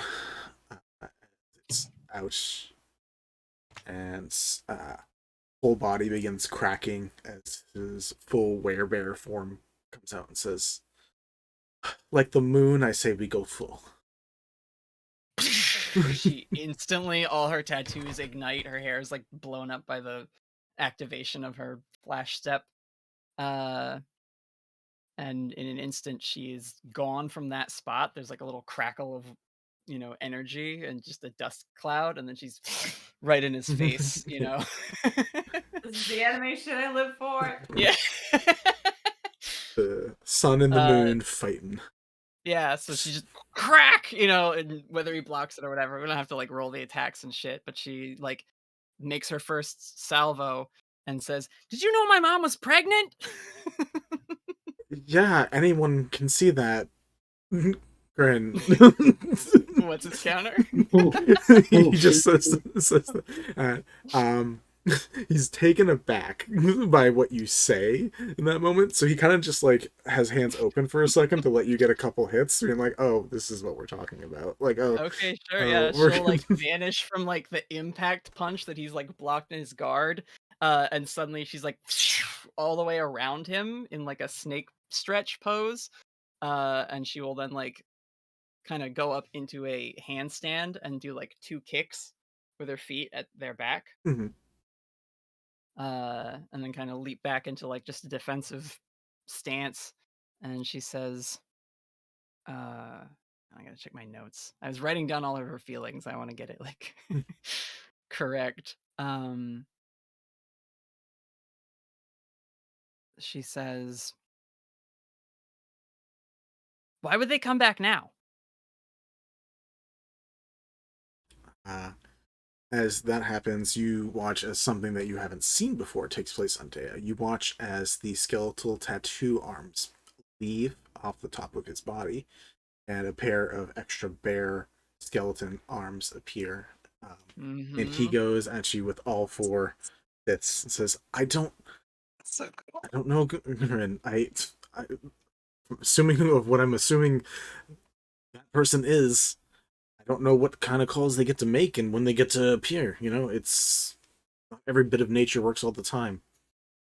Cicadas aren't here every year. Some things just aren't here every time." She takes some of the hits, blocks a few more of them, will just step 1 foot back around, and as she's like forming her fist, a ball of the sun energy is like forming above the knuckles, and she just like 1 foot punch into their abdomen area if they block it or whatever, and it fires the radiant bolt, and she says, "I've been working so hard though. Why would they need more someone else like me?" Do you think they... Corinne, do you think you were just made because they needed you for something? I think her like stance kind of softens a little bit as they've like caught the punch or whatever with the 4 arms. And she like doesn't look at them, her head's still down. She says,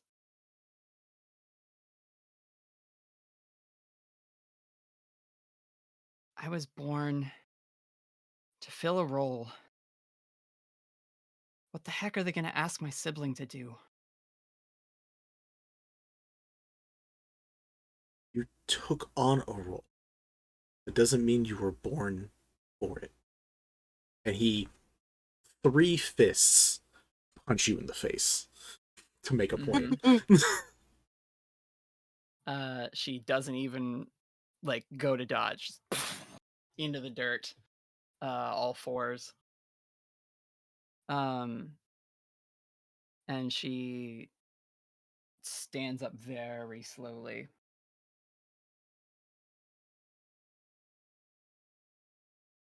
Thank you, Dea. Found the path. That was a stupid thing to say. I'm hitting you a few more times. And he goes back in again. Flash going against it. And it goes to like narration of like what she's thinking in her head as they're still sparring. And it's like her thinking a letter to her mom and her sibling that's on the way.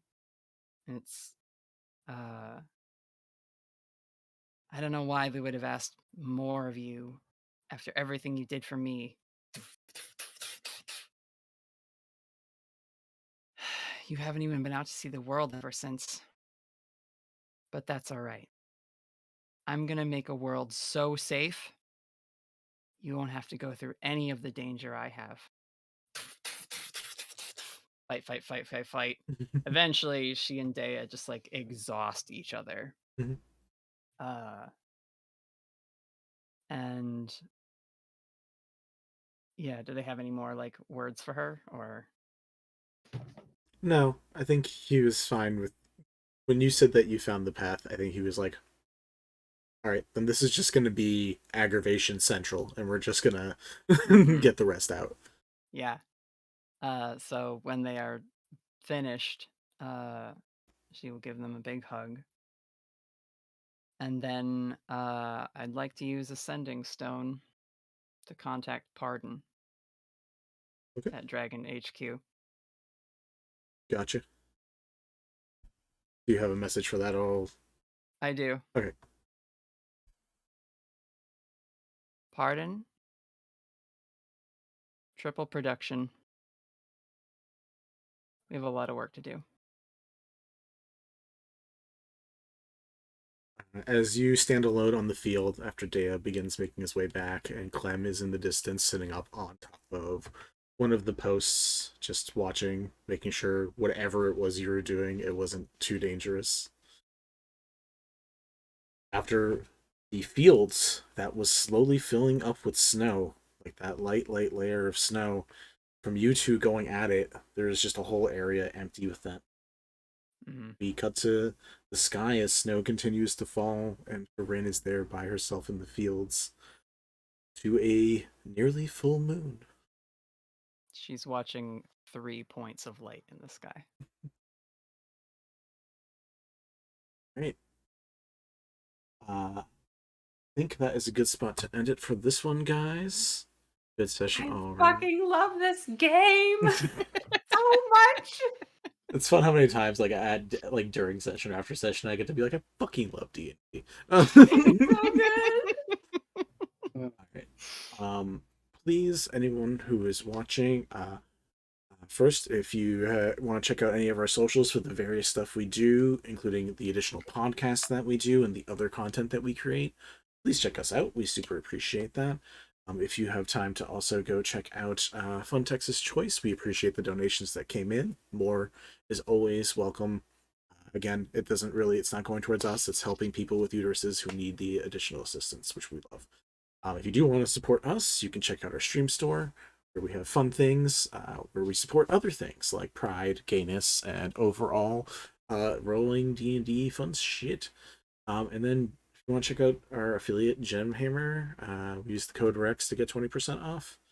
We're going to switch over to our ending title card, and then we're going to send you off to whoever is live doing some fun D&D stuff right now. So thank you again. Have a good night. Pew, pew, this pew. Fucking game.